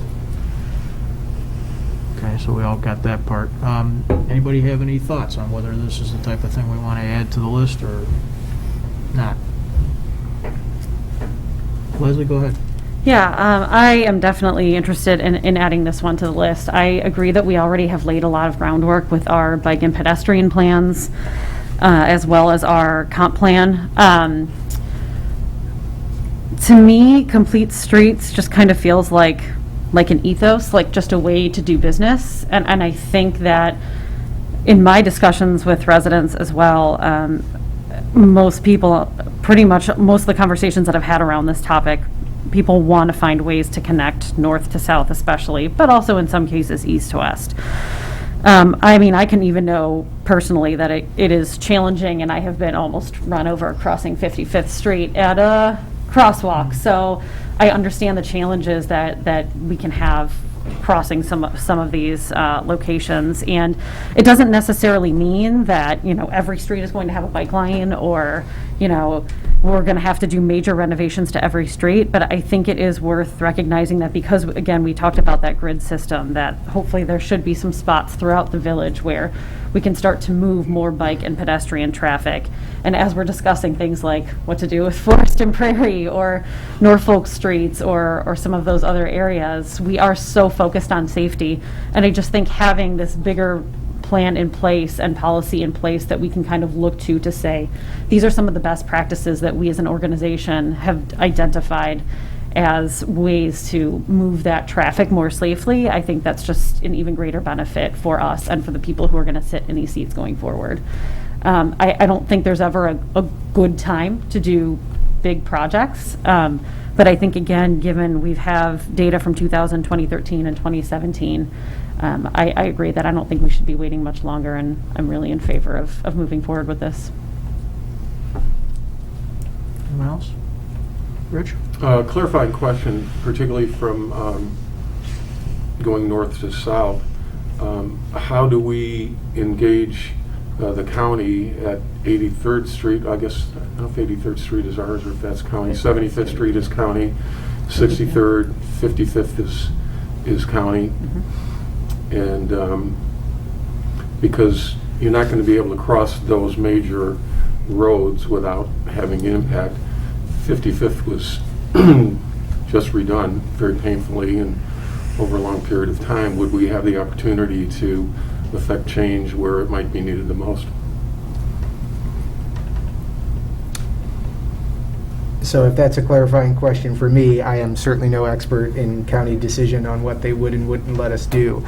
I will say, and I think in a lot of what I've seen, the county is also interested in sort of interconnectivity between towns. So I don't know what their appetite is for us, but I think that's part of what we need to understand, right? What's feasible, what's possible, so that we can map out what it looks like for Downers Grove.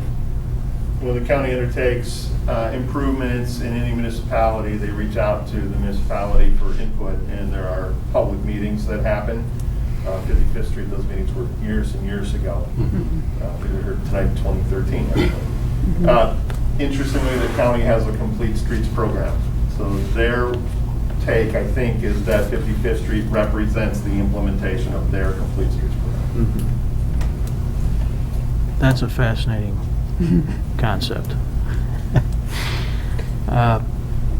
So the thing I struggle with here is I can't imagine you'd find a resident who didn't think that the idea of better connections between north, south, east, and west, particularly in a way that encourages non-motorized traffic, would be a good thing. I find that almost impossible. I think almost everybody we'd ask that question, I would say yes. The challenge I have is in the application of limited resources. I feel like I need to better understand what, you mentioned examples of mature towns that have implemented a thing. I'm trying to find an appropriate choice of words. Our bike and pedestrian plan right now is, in my mind, in terms of if you were gauging it on how it affects or changes behavior in the future, it's kind of I feel like it's barely worth the paper it's written on. And so understanding some for example outcomes from places sort of akin to ours who have engaged in this process is super important to me, because a report for the sake of having a report that says our residents would like interconnectivity, you could probably do that tonight and be done with it. But developing a policy is a big deal. A policy is much more than the words on the paper. It's much more than an ethos. It's how does this affect CIP plans for the next 3, 5, 7 years.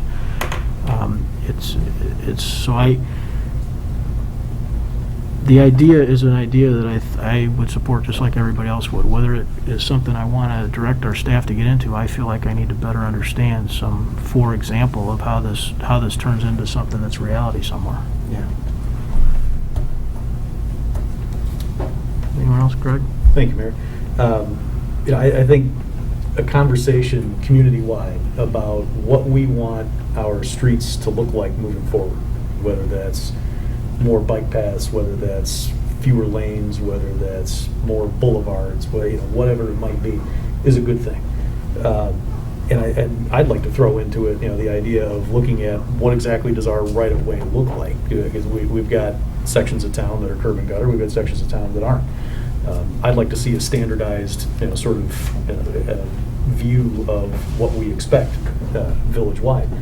But I think that also has to take place in a very context-sensitive way. Is it? You talked about trees. We have to be sensitive to that. We have to be sensitive to cost. And I think any serious conversation about this also has to look at the cost.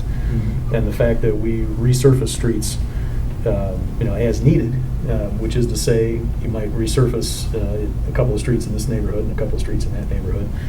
And any plan that ends up with an idea that we want to create this interconnected network is likely to take place over the next couple of decades and develop in sort of a patchwork way as a result. So I think we've got to think all of that through as well.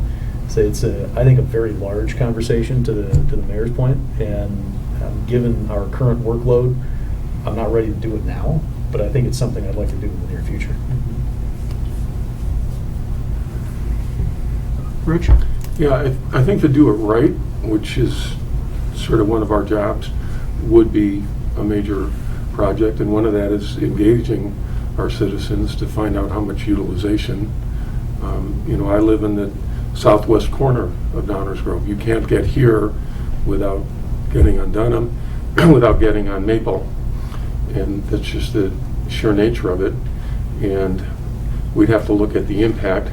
Like, for instance, if you look at Maple from Dunham to the Burlington tracks, or perhaps even Fairview, and with the addition of secure bike lanes and separated in some way, would we have to take out several hundred trees on an iconic street that is named after trees? So I think it's And then if that's not the route, is there a route through the neighborhood that would make more sense? I'm not sure I'd be comfortable riding down Main Street in a bike lane, because if you think people go fast on Forest, you'd see what they do on Main Street between 63rd and 55th Street. But I like the idea of the safety issues. I think we have to start looking at that with each project. I like the idea of encouraging people to use bicycles, particularly those who complain about traffic. Well, then let's remove some of those cars and replace them with bicycles. I'm not sure I'd ever trade out a 10-minute car ride from here for a 25-minute bike ride, but maybe I have to do less before I come to a meeting. Yeah.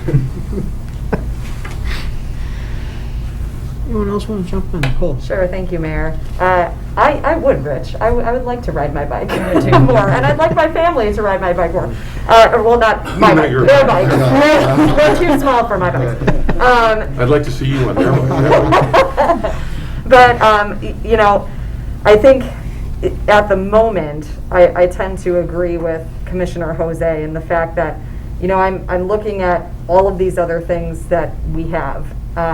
And the ERP and the facilities, from our previous council, we discussed, wow, that would be really, really difficult to do that to staff at the exact same time. And that's exactly what we're doing, for good reason, but that is exactly what we're doing. When I looked at the, you know, the Complete Streets report here that I've highlighted and taken a million notes on, when I look at our bicycle and pedestrian plan, we've implemented or completed 7 of those things. In terms of ongoing things, we've got 5. And then there's, I believe, I stopped numbering, 7 or so things that are still on that list that I believe are forthcoming. When you look at some of these things being implemented using this 3-tier system, et cetera. Another thing I took away from it is if we were to do this as a priority action item, it would likely take 6 months or more to complete, would require work from multiple departments, public engagement, which we've already spoken about, that we should probably do at some point anyway, right? I mean, we should engage the public again. But then we've got the potential impacts on capital projects. So I think for me right now, that's where I'm stuck with everything else that we have going on. But I just wanted to give props to Commissioner Gilmartin because he's new, and it's really difficult, I think, and nerve-wracking to bring something like this to council when you're new. So excellent job. Thank you for the reporting. Danny, got any thoughts? I'm gonna put you on the spot, man. We got to decide a course forward here. Well, I like the idea of the complete streets. I like the idea of being able to connect both sides of town, and having, you know, bike paths and all that. But, you know, I would be interested in seeing how much time it would take staff, and seeing what we're already doing in efforts to get complete streets. But yeah, I like the idea. I'm interested to see what it actually entails as far as taking staff time away from other important projects. Okay. Well, it also begs the question, how difficult would these to be done incrementally? Like, for instance, Dunham was just repaved. And Dunham has kind of an official bike lane, and then the road narrows a little bit, and then it sort of goes away like 3 blocks from the high school. So that would have been a wonderful opportunity. Could we've taken that opportunity? Was there physically enough room to put in, you know, bike lane on each side going all the way to Downer South? And then to make it more safe, would we have to put in pylons or something like that, like they do in the city? Milwaukee Avenue is a great example. They just separate it with plastic pylons. So there is at least some kind of physical separation. Some of them actually put in a curb.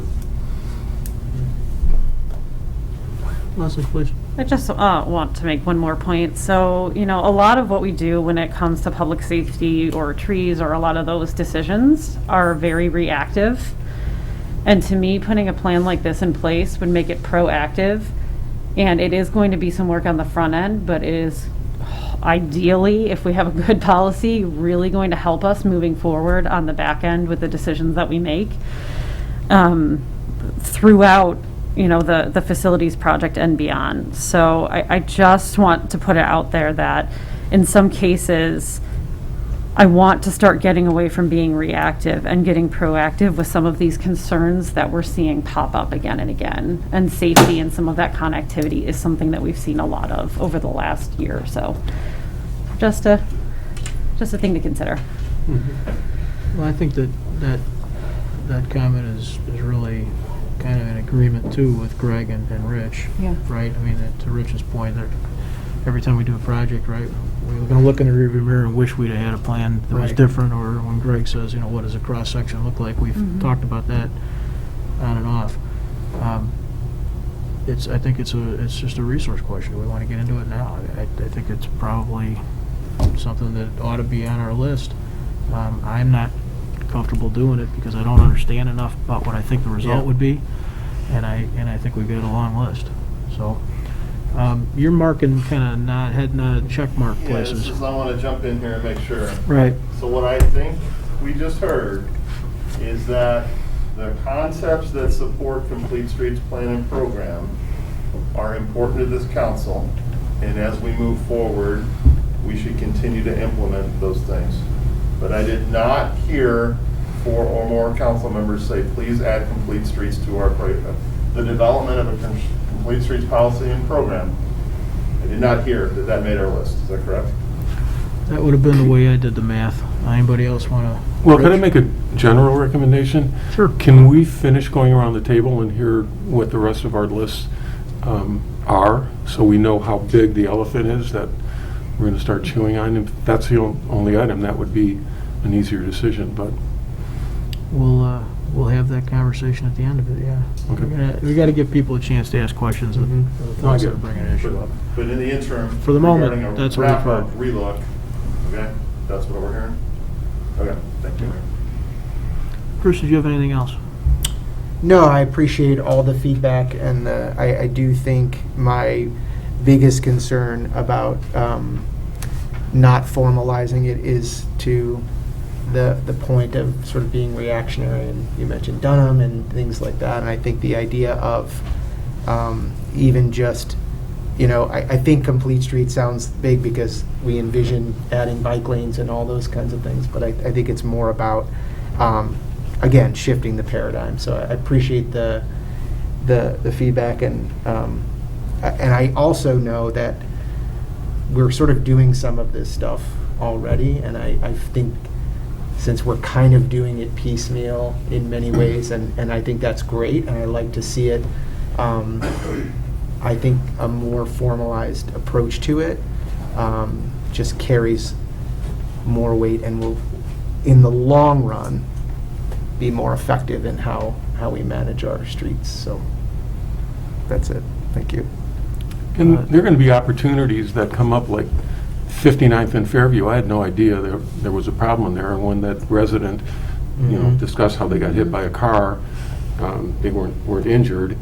There are some small things we could do really quickly, like signage, pedestrian crossings and things like that. That would be an immediate, hey, let's just do that in the next couple of weeks kind of thing. And then there are mid-expensive items like doing a bump out, and when's the next time we're going to work on 59th or Fairview to do that. So I don't think we should shy away from, as those things surface, just like Prairie and Forest came to us. It's not like we all came into office and said, yeah, I'm going to fix that intersection. The residents had to bring it to our attention. But I like the idea, if we have a framework in various levels that we're getting to, that maybe we don't do it all at that one particular time, but that doesn't prevent us from making safety improvements that are easy and quick.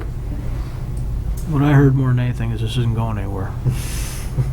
Thank you for that. Greg? Thank you. I kind of approached the priority action item list, I guess, a little differently. Commissioner Wallace started talking about the ERP system and facilities, and the fact that doing those in tandem is a big lift. And I think that's probably understating it. Those are huge projects. I think the review of DEI, the development of social services referral program, these are big items. And having done this now for 8+ years, I appreciate just how, for lack of a better word, taxed our staff is in doing a lot of these projects.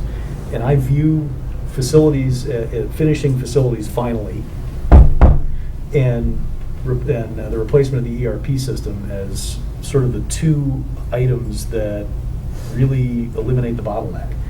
That once those items are done, the staff capacity will be probably, I would hope, larger than I've experienced in my 8+ years on the council. So I think getting those done are the top priority. At one point, the mayor and I had a text exchange about priority action items. Hey, we should have a conversation about this. And I said, well, my list is number 1, facilities, number 2, facilities, and number 100, everything else. We've got to get this done. So my approach in the one-on-one, and I would echo that approach here, was I'm not interested in adding to it. Tell me what needs to come off in the event that something goes haywire and we need to focus more resources on finishing the facility replacement and finishing the ERP replacement. Those two, I think, are of that priority, that magnitude for me, that I would rather hit the pause button on something else that we currently have in order to finish those than add anything else to the list. So I think we've got to take the opportunity to focus on those two big items, get them done, and we'll have a lot more opportunity to make bigger and additional changes moving forward once those are complete. Okay. Danny, what's on your mind? So I want to focus on something that I think is a little overdue in at least my the business community, more importantly the restaurant community, and I think it aligns with our strategic goals of encouraging a strong, diverse economy and being a steward of financial sustainability, which includes the implementation of additional revenue, and that's video gaming. I think it also aligns with our EDC's objectives to attract and retain businesses. Me, myself, I own a restaurant. I do not anticipate changing my business model to include these, but I do think that it's necessary to retain many of the local businesses here in the community. In particular, the struggling areas that we all know about, 75th, 63rd, Ogden Avenue. A lot of those restaurants are struggling, and I feel like some of them, may not be around much longer, and they might move across the street or to the next village. I'm not going to name who they are, but they're probably sponsoring your kids' sports teams. I don't believe that they can survive competing with those who are down the road who are offering it, and I believe it offers a number of financial benefits to the village, and I think a lot of times those are downplayed. I did a little bit of research on similar communities that are, without including the fees that are associated with, that we can include on each gaming machine. Similar communities in our size and population, municipality shares are $50,000 monthly. And those can be used towards a number of different inevitable expenses, including our pension issues. And I think that residents would also agree, not just the business community is in need of it, but residents who are living in Downers Grove are gambling. They're doing it anyway. We're not enticing them to gamble, but they're just going to other communities to do it. So I believe we owe it to the residents and our business community.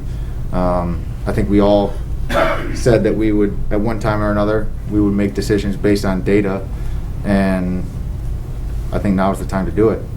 I don't think there's any data that says that this is a negative impact on our community in regards to real estate or real estate values or increased crime.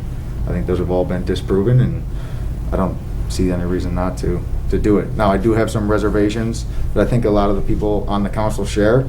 As far as signage, I think that some other communities may have not done it quite as classy as I'd like to see it. And I think that hopefully we can write into the code or signage that the signage code that we can limit the flaming slot signs and such that have popped up. And I also think it can be kept classy in private areas of these restaurants where like their business model is a family restaurant first. It's not going to be all in your face. And if we could limit it to that, that's the way I see it. And I think that we can kind of destroy, if that's the right word for it, these perceptions that it's going to be just a big casino. So that's all I got. Okay. You got any questions about that for Danny? All right, we got to give Dave some idea of stuff to put on the board. I think one thing that would be interesting is, let's just say that all 7 of us just bobble-headed yes, right? Whether that really is a multiple months to complete, multiple department effort kind of question, right? Because it could be as simple as an ordinance. No offense, Counselor. It could be as simple as a knockoff, as a knockoff ordinance. So I think the question is there really, one of the questions that we need to ask ourselves here is, do we think there's a lot of consensus for the premise, or do we think that it's an issue that there's a lot of different opinions within the 7 of us? That's kind of one of the questions. So I'll just go around. Rich, you want to start raising your finger there? Well, first of all, this is a big issue. This is a community issue. It's called video gaming because the gambling industry said, well, let's call it something that everyone loves. You know, my kids love video games, so why don't we package it up with that particular name? It happens to be gambling. My concern is that the way they're operated are gaudy, they're garish. And I think what happens with some of those restaurants is they're making the transition from being family-oriented and to becoming dive bars. I think Commissioner Gray said it best, is that Downers Grove does have a brand. People specifically pick this community over other communities. We compare ourselves to places like Glen Ellen, Clarendon Hills, Hinsdale, Naperville. We do that for a reason, and it's all part of the image. So I would like to see if this is something where we're going to say we want to bring gambling to Downers Grove, then we should open up to the community. I'm not a big fan of referendums because I think it's our responsibility to make decisions like this. But even a survey, a community-wide survey, do you want to bring gambling to every establishment that has a liquor license? Because that's the other issue that you dive into, is how do you limit these? You know, with marijuana, it was specific. Their law was written in such a way where we could say, okay, we'll allow 3 of them, and we'll put them in industrial areas, kind of out of sight, out of mind. The people who want to get there will. The casual observers won't see that. But now you have the situation where they have to have a liquor license. This is regulated by state law. We would not have local control over it. And if we're going to do something that would have that kind of an impact on our brand, I think we need to look at it on a much wider community basis. You know, for us to get $100,000 in tax revenue means that people have to lose $2 million.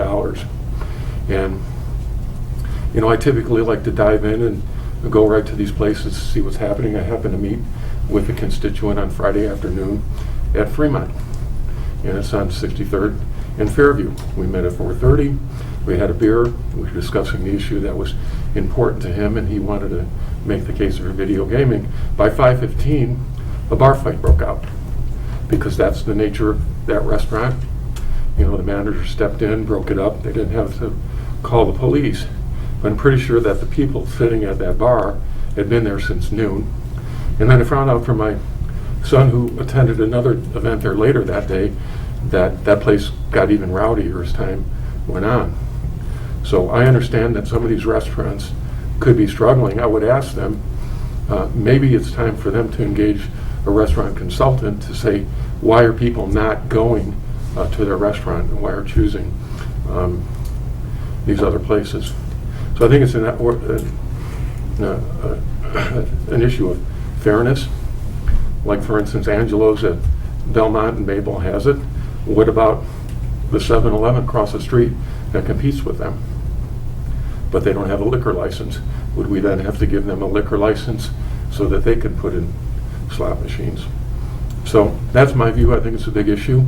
I think it's something where we should go out to the residents and say, do you want to bring gambling into every liquor establishment in Downers Grove? And, you know, a majority of us are responsible for making these decisions. I don't think introducing a major change to the brand of Downers Grove should be decided on a one vote, a majority here. I'd have to be a lot more convinced of you know, the benefits other than bringing in the tax revenue on this issue. Leslie? Yes. I am in favor of bringing forward this issue. The majority of the data really does suggest that it doesn't increase crime. I am going to be honest and say that when I lived in Ohio, I have had a few beers and played video games, and I hardly consider myself a bar fight type of person. So if we want to use anecdotes, there are kind of anecdotes that you can pick for anything. But for me, the data that I've gone through just does not suggest that crime is increased. I think that if we want to address things like, you know, liquor or gambling or even cannabis, as we've kind of discussed this up here from a societal issue, I think we absolutely need to talk about, as a society, removing stigma and accepting that addiction is a real physiological disorder, and that we should destigmatize that and be kind to others. That's not really our decision up here. I would love to see that, don't get me wrong, especially somebody who works in healthcare and who has done a lot with regard to the opioid crisis. But from our perspective, we have talked up here about looking at every opportunity to get income that is discretionary, right? Discretionary revenue, and not just let's raise every tax. To me, taking a look at something that could give us $100,000 to $400,000 based on similar municipalities seems like a missed opportunity, at least not to move forward and look at it. I would be interested in limiting it to those places that have a liquor license with on-site consumption only. The reason for that is it could almost serve as a smaller pilot program. We would have a little bit of an easier look and kind of checks, so we could do some liquor checks and these checks at a similar time, from what I understand, so that we could really consolidate staff time and make sure that we are not taking up too much time with these compliance checks. We could, if we decided to go that route, we could limit the number of licenses that we chose to issue for this. So there are a lot of things that we could do to, you know, discuss some of those checks on businesses. And of course, they would have to comply with our sign ordinance, which we know is very strong. So I just want to keep that in mind. This is one of those instances in which I would say we should probably let the market decide if there is a place for it in Downers Grove or not, as long as those businesses are complying with the regulations that we have set forth to ensure that we are making this a safe village for all. So I'm in favor of it. I think that we could probably do it pretty smoothly and agree on some pretty tight parameters and just kind of see where it goes within the next year or two. So those are my 2 cents. Cool. Sure.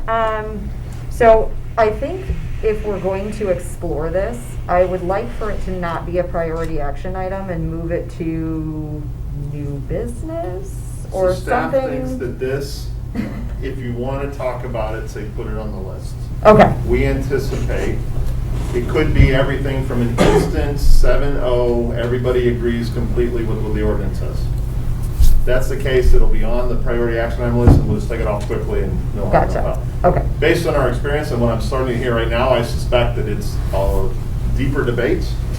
And so the staff recommendation is, if you want the council to talk about it, just tell us to please put it on the list and we'll do so. Okay, sounds good. I'm willing to, I think this is coming back around in my tenure for the second time.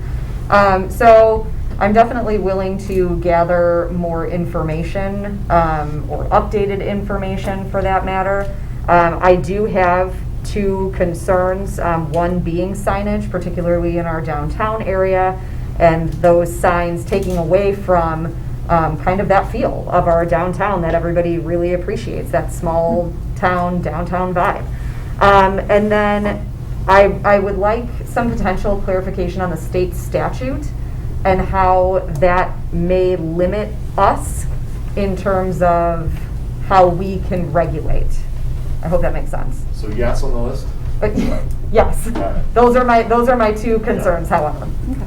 Yeah. But I'm open to gathering more information or seeing updated information, but those are my two concerns up front.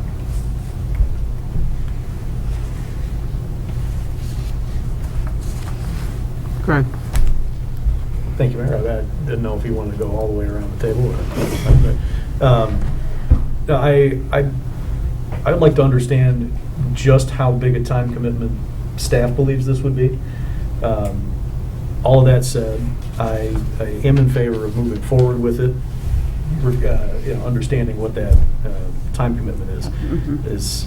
This candidly would be the first thing I would hit the pause button on, that I mentioned earlier. But I appreciate the candor from my colleagues, and I appreciate some of the limitations that you've already talked about.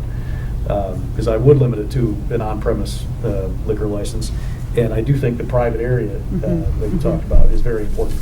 And that goes to Commissioner Cullivaney's point about protecting the brand. I think that's absolutely necessary. But I think we shouldn't go into this assuming that it's going to be a large number of dollars. Maybe I'll be wrong about that. Maybe there are a whole lot of people that are bad at math, and people lose $2 million. It's the old joke about gambling being a tax on people who are bad at math. But because we'd be limiting it to institutions with an on-premise liquor license, I don't imagine there's going to be a large number of these machines available, which means there's going to be a pretty low cap on the kind of revenue that the village would see. I think the benefit in doing it is the market benefit to the establishments that have them. If they're struggling, and we know that during COVID they are, and I don't know too many restaurants out there that are ordinarily just printing money. I think this could be a big difference maker for them, and I think that's the real benefit to the community. Ultimately, I do think that this is worth exploring, and if it comes to a vote, I would vote for it under these circumstances. But I do want to understand exactly how big a time commitment this would be on council. So it's very easy to draft an ordinance, right, and to compare, right, what to write. The real question is, how does the community and council react? If there's a variety of opinions, and it's multiple meetings and community input sessions, this could be a very big project. If 7 of you say, I support video gaming for liquor license holders in this class right now on premise, we go, it's maybe 2 meetings and we're done. So it really depends more on the policy-making aspect and the engagement than it does on the ordinance writing. The research on this is pretty straightforward. There's a lot of research through DuPage Mayors and Managers Conference. The data is readily available. Okay. Those are my thoughts, Mayor. Thank you. Chris? Yeah, I don't really think I have much to add that hasn't already been pointed out. I agree. Is this a priority item versus a new business item? It sounds like that's been answered. I like the idea of providing new revenue streams to businesses in town in a way that's measured and safe. But I think for me, there's just more education around it that I need to understand before I would put my stamp on it. I think likely is worth looking into, and I would support putting it on the item list, I suppose. All right, I'm last. I think it is at least the second time it's come around. Everything I think that's been said here about the existence of data is pretty straightforward. I was being a little obnoxious to Enza with that, but she certainly could knock this out pretty quick. But what you heard around the table, though, is, to Dave's point, why it's got the potential to be a high priority action item, because its sign ordinances, as we all know, are not as straightforward and as easy as we think. Limits on what people do inside their buildings are not as easy as what we think. Revenue projections are not as easy as we think. I have, first of all, you can mark me down as a no, Dave. I have zero interest in this. I know that I'm on the minority end of the stick here. I'll just remind everybody that we make lots of decisions as a group that are value-based. And this is one where my values aren't aligning maybe with the others. But don't get too hung up on data. We say we want to make data-driven decisions, and there's no doubt we all want the data, but at the end of the day we have to pick something, right? And so whether, we saw it with marijuana, we picked one thing and then we picked a different thing. The data was all pretty straightforward. So at the end of the day, we're making value-based decisions. This is one that doesn't align with mine for our community, so I'm disinterested in it, but apparently I'm in the minority there. So,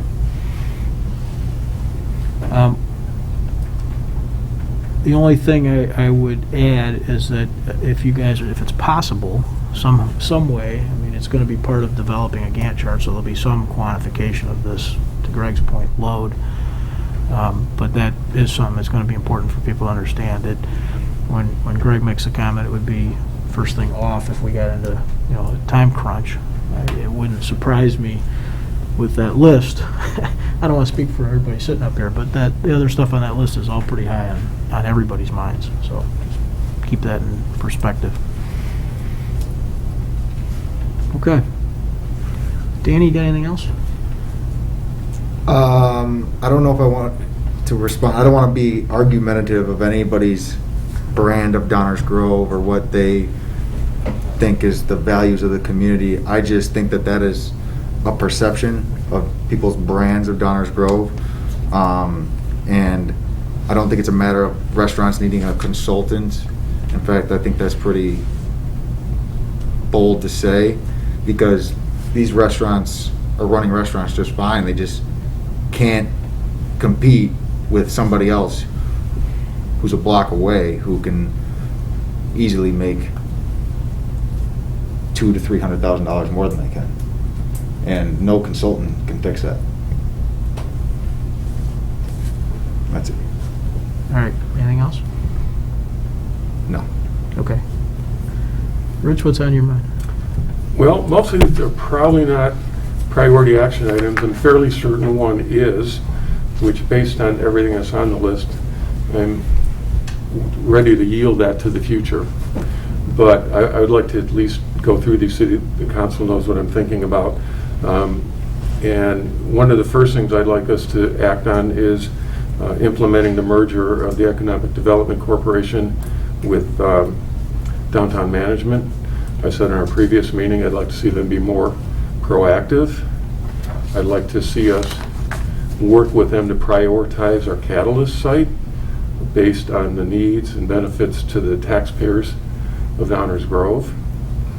And I'd like to see Downtown Management take more responsibility over the look and feel of our downtown, just because the sheer increase of people we have down there, it's getting shop worn a lot faster.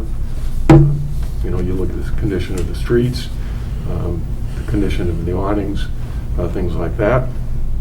I'd like us to look into the ability of allowing murals in Downers Grove, and if that runs too far afoul of our sign ordinance, which the community should know, was refused by the Supreme Court, so the appellate court ruling on that became the law of the land. And it's also held out as one of the examples of perhaps the only constitutional sign ordinance in the United States. So I think we have to be careful about that, but perhaps public art would be a way around that.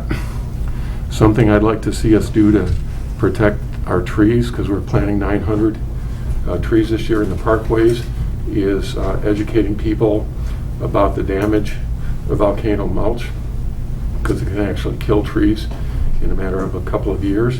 I don't think that would take much staff time to figure that out. I think it's mostly education. I don't think people feel that they're going to kill trees. I think they might feel, well, 4 inches of mulch is good, 2 feet pile up is even better, not knowing that they're creating a problem where they're starving the roots of oxygen and they're not allowing water to go through. So I think that's something we could look at perhaps as a new business item. The area that's probably a priority action item is to investigate having a heritage tree or private property tree protection ordinance in Downers Grove. I received 3 different model ordinances from Lydia Scott, the director of the Morton Arboretum Chicago Regional Tree Initiative, as to various levels. I also have an ordinance that was ready to be put forward in 2005 in the village of Downers Grove. So I think we should consider that at some point. I know that's a controversial topic, and I don't mind yielding that to these other things, because replacing the ERP system is kind of like replacing the electrical system and the plumbing system in a building.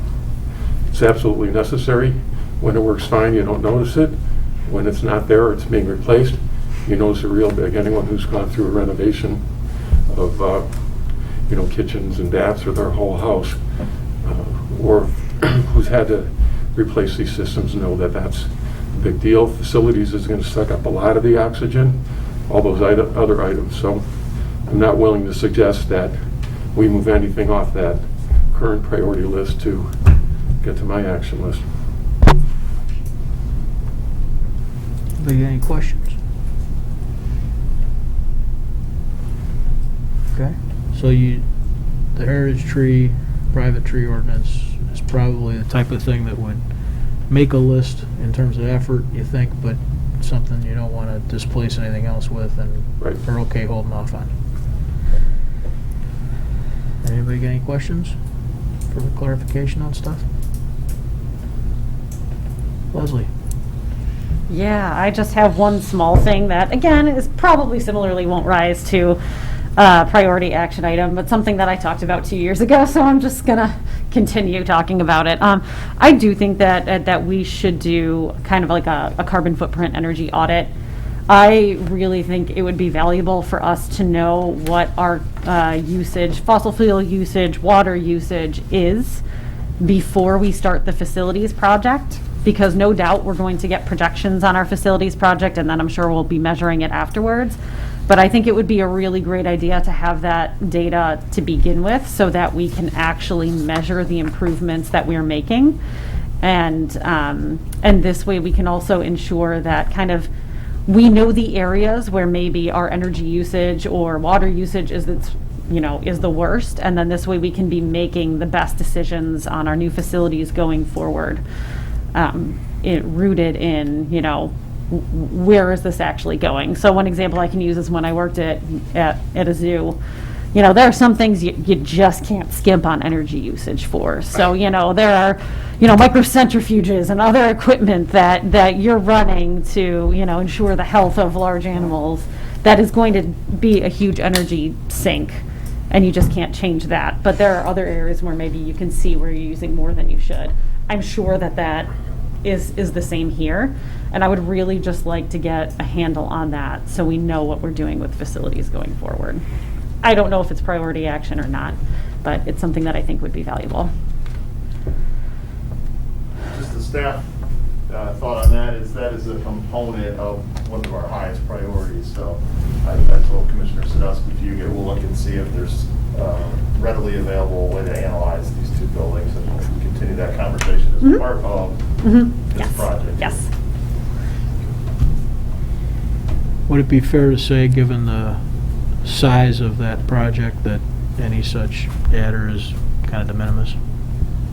Certainly, the measurement on the new facility will be right in our fingertips, because the engineers and architects and consultants that help us produce that building will know, and they can just give us the data sheet.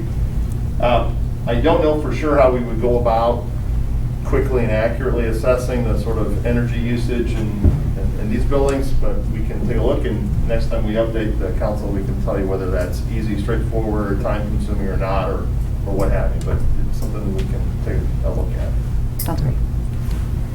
I have a clarifying question. I think Please. it's a great idea. You mentioned the zoo work. Did they do a similar audit? Mhm. Yeah. Yeah. So was it based on just piling through energy use data, Per building, per section, yeah. mhm, Okay. Yeah.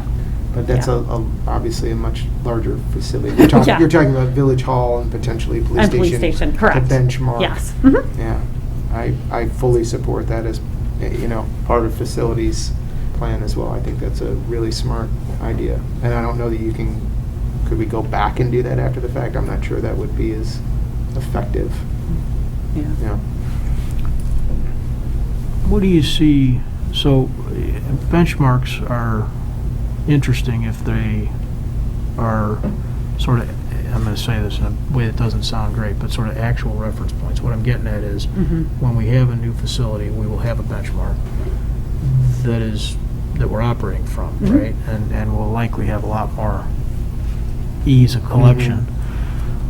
What's the upside of trying to model the current buildings, since we know they're going to be Yeah. not part of the equation? For me, it's just getting kind of a sense of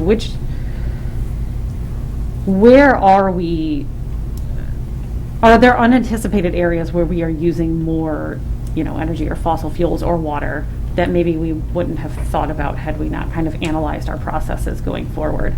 Obviously, it isn't going to be perfectly apples to apples, but there might be areas in which we're like, oh, I didn't realize that this particular system used X, Y, or Z, right? And so it could hopefully inform some of the areas where, all right, now that we know that, if we're going to have to choose between a variety of options in terms of sustainability, we want to get the biggest bang for our buck, right? And so what are those systems within the operations of a village and a police station that would do that versus, other, a zoo, right? I mean, there are going to be things that we can do that are going to have a greater bang for our buck than others. And it might help us get an idea for where that could be. Whether it be water systems or, HVAC or those types Or of things. outliers that you may not anticipate. Yeah. Server rooms that burn Yeah. up heat and. Yeah. Of course, we're also hiring people who do this for a living. Right. It's not like the only thing unique about our building is that it sucks. And it's 90 years old and was not originally a village. Well, I mean, there's nothing about the existing facility that anybody would intentionally design or structure from a process or an equipment standpoint if they were environmentally conscious.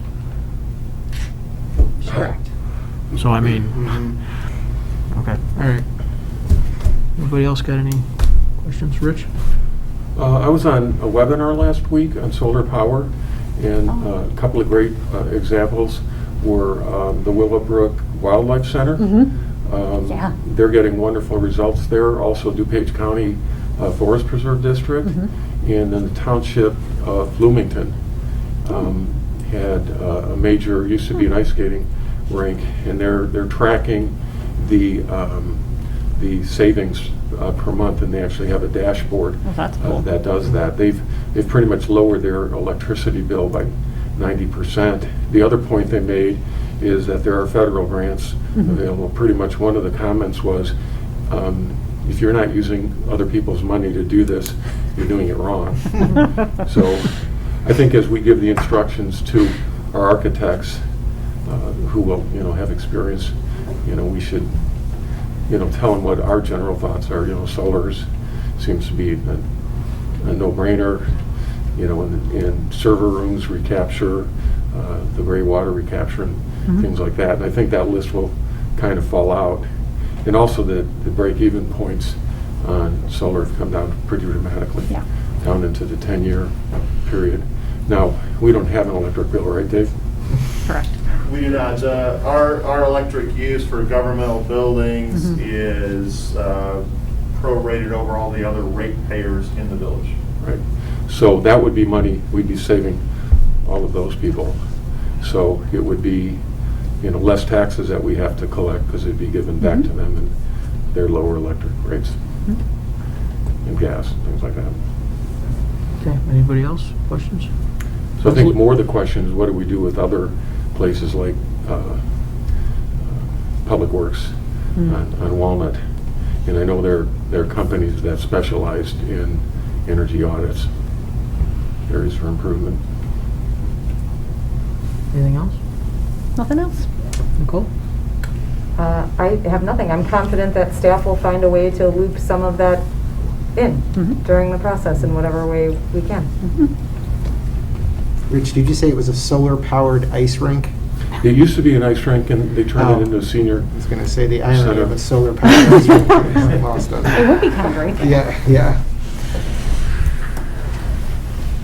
Okay. Anything you want to add to the list? No, I share Commissioner Jose's sentiments from earlier, which I also kind of alluded to with the complete streets. I feel like these two things, the ERP, the facilities, those are, as you mentioned, bigger than any of us realize. And then we've got all of these other incredibly important things underneath it as well. So for me, I think this is good. I think this is plenty. Thank you. All right. You guys lined up well. Yeah. I've got a couple of things that I don't think are high priority action items because I don't think they rise to that level, but they're things I think we should be talking about. And they're kind of new business. I guess I've got some fuzziness on whether they're new business or they're high priority action items. First of all, I want to say that list, I think, I agree with Greg and Nicole and really everybody else. That list is super important, and I don't want to take anything off of it. And if something comes up that we think is going to be in the way of either of those first two things, I want to hear about it. Because those, when Greg says, tries to refer to the ability, if we got those out of the way, to do a lot more, those are so all-encompassing that any of the items that we hear about, whether they're new business or they're things that are on folks' lists, that eight-spot list could easily be 10 or 12 if it didn't have those first two that are on the existing list. And I think that's important for everybody to remember. And the community as well. The community is in touch with each of us and expects us to do things and advocate things and add things, but that sort of reality is very important to keep in mind. Two things that I wanted to mention. One is I'd like, kind of as a follow-up to last week's meeting and playing a little bit off of Rich's comments, I'd like us to make sure that we're focused on getting downtown management to improve the aesthetics of our downtown. There are things that are our job, replacing curbs. I made the comment last week, I wanted folks at downtown management to tell us about that. But there are a lot of things operationally that are things they could be doing. Things like cleaning, things like engaging different trash patterns, working with the existing restaurant owners. The truth of the matter is our downtown has evolved in a way that I think most of us, at least sitting here, and many in our community think is a good thing. But it's changed how that change in how it's used has also changed in how we have to maintain it. And when I look at the amount of investment that private dollars are putting in, whether they're people that are paying the rents down there or buying the condos or investing in their buildings or creating the restaurants, I then look at the public dollars that are in downtown management in particular, but also the village, and think we need to be sort of pulling our share, if you will, doing our part. So I'd like us to be focused on that. And I think that becomes a two-part effort. It becomes some of the infrastructure that's ours, but it becomes some of the operational things that are really downtown management's. I don't think they're a high priority action item. I think they're akin to doing the work that we all have to do as a function of sort of owning and maintaining the village that we call home. But it's going to require a lift and a change of focus for all of us, including downtown management. So downtown management presented their strategic plan with their goals and work plan, and much of what we heard there aligned with this. Mike is working with the Downtown Management Corporation Executive Director and President and others on that board on budget preparation. So I think this aligns well with what downtown management just presented to us just last week or 2 weeks ago. I think staff can carry this message, put a finer point on it, and perhaps it'll show up in the operations and budget coming forth from downtown management, which should be here soon. Okay. It affects what we do, and it affects what they do. And I think it needs to be done a lot better. And that's not necessarily a criticism of the past, because the past is the past and we operated differently. But COVID brought us some force changes that have turned into things that are on our plan as probably going to be long-lived, but it changed the way we have to maintain. So. Can I add to this briefly, Mayor? Absolutely. Interrupt you for a moment, but No, I'm really looking forward to seeing what downtown management comes up with for this. We just had our first coffee with the council in forever, and one of the first things that we got asked was, do we clean the sidewalks? Do the sidewalks get cleaned? And the comment that was made was, I feel like the sidewalks used to get cleaned a whole lot more than they do now. Now that absolutely could have been COVID and pandemic related, but I think it would be really nice if downtown management looked into some type of sidewalk cleaning, contracted a power washer. We talk about trash pickup. You look at simple things like garbage cans, the garbage cans in our downtown. So I'm looking forward to seeing what downtown management comes up with in terms of the beautification for that area. But I thought it was interesting that a resident just brought that up to us this weekend. Yeah, it's an issue. An issue for sure. This is also related to our downtown, well, not necessarily our downtown, but I have mentioned periodically over the years up here that I wish we could be somehow facilitators of a public art program. And yet I'm sitting up here reminding everybody about the money we don't have and the resources we don't have. And I don't want to really be on the hook for maintaining it, to be honest with you. But I'm wondering if there's a way that we could just create and I don't know if it's a policy or it's an ordinance or if it's an awareness thing, but the idea that we would allow others to use public space for art.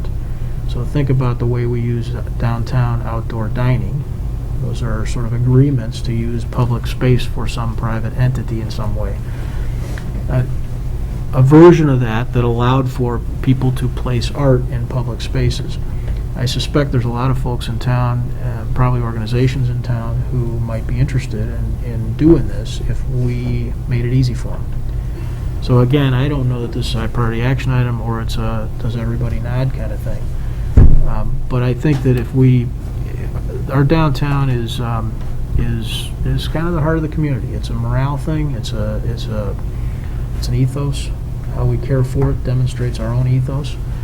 And so if we can improve the way we care for it, improve the way we clean it, improve the way we keep it, and make it more attractive through some public art, I think it'd be a good thing for all of us. I think it would work towards economic development. I think that those folks who are making investments in downtown would get paid back on those investments. I think it's a little bit like broken windows and graffiti.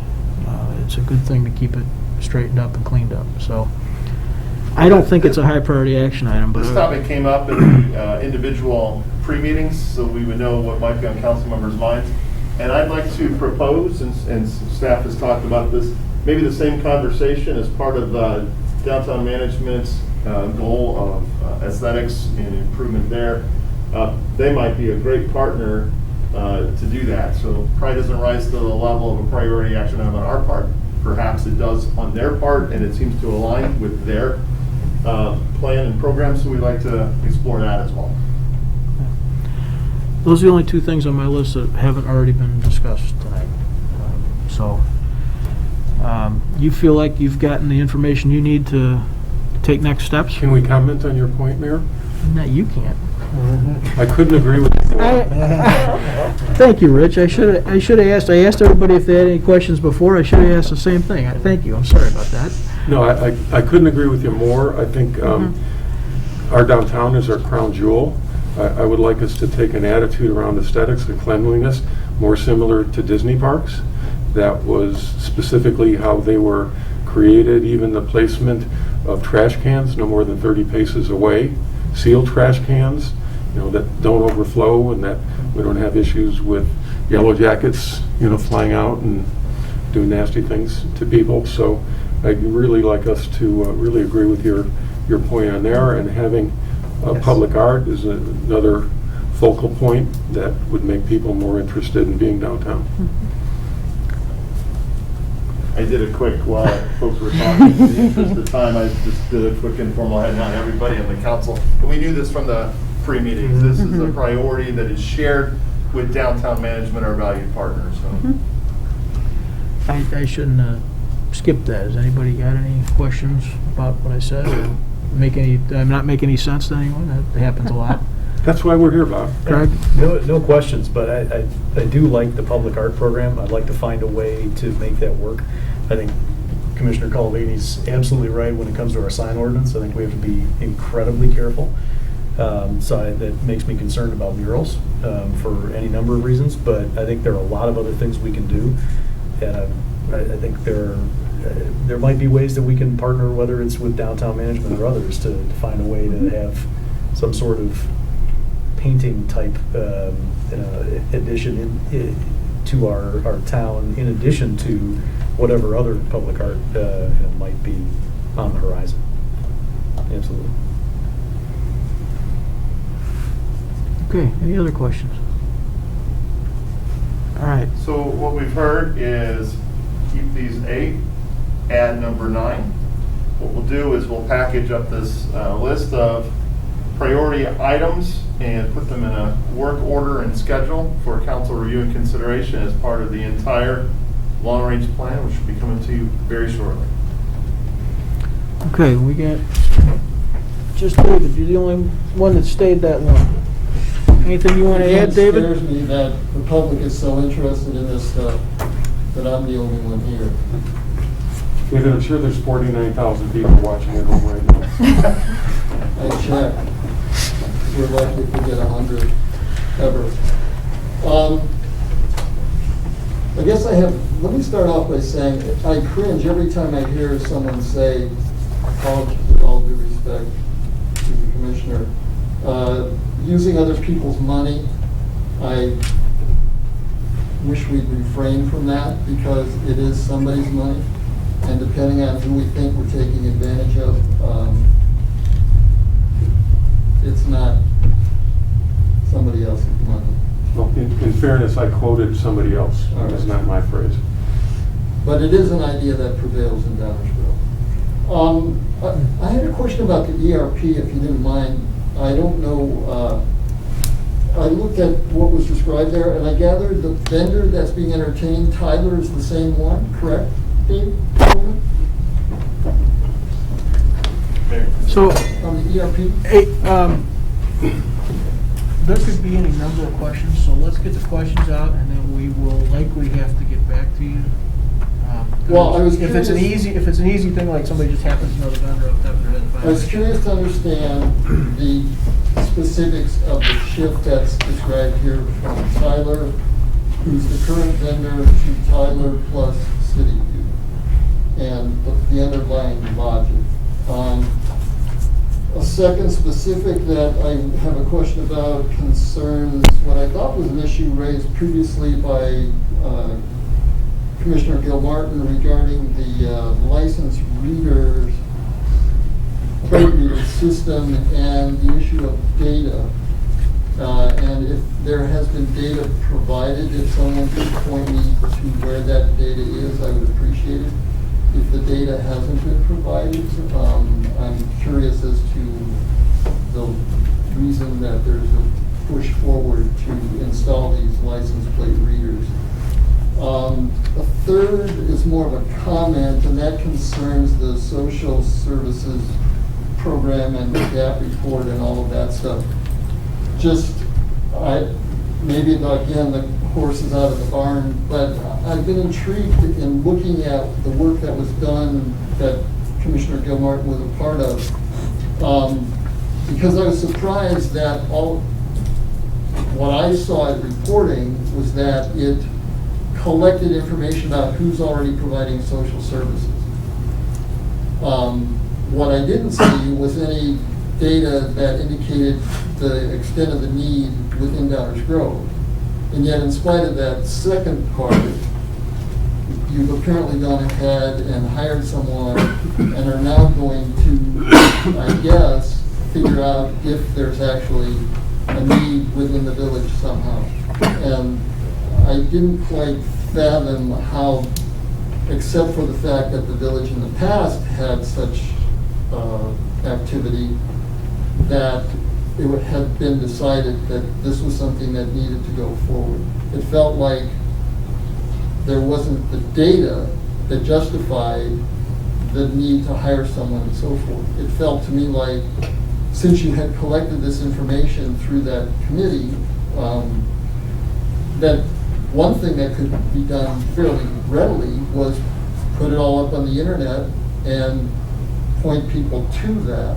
I don't know, and I'll accept that if there is information that would fill what I'm about to say, that if other communities are doing this, it would be useful for me to understand what the value added is from the person who's doing it, as opposed to the places that aren't doing it, but still have needs, and their needs are being served, or are their needs not being served.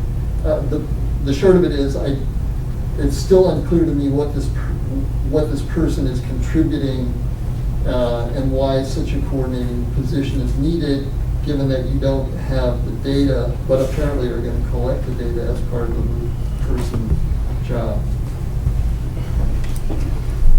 Oh, hold on, let me see if there's some. I'd also ask if Commissioner Gilmartin could elaborate at some point somehow on what the paradigm shift is that Complete Streets offers. If that's available in material that you have, I'd welcome hearing that. David, I think it sounds like mostly what you've got to do is spend some time with some old minutes. When you talk about things like the social services efforts that are underway, there are, I don't know, a year and a half worth of subcommittee meetings or ad hoc committee meetings. Then there's another probably half a dozen or so meetings of this body and the one prior. We're not going to spend this tonight trying to make sure you understand exactly what the reason for hiring somebody is. No, I'm more making the observation that what was done perplexed me. Okay. Because you had no data showing a need. You had a predisposition by the body that you wanted to do this, is what it appeared to me. I'd go back and read. That's what I would suggest.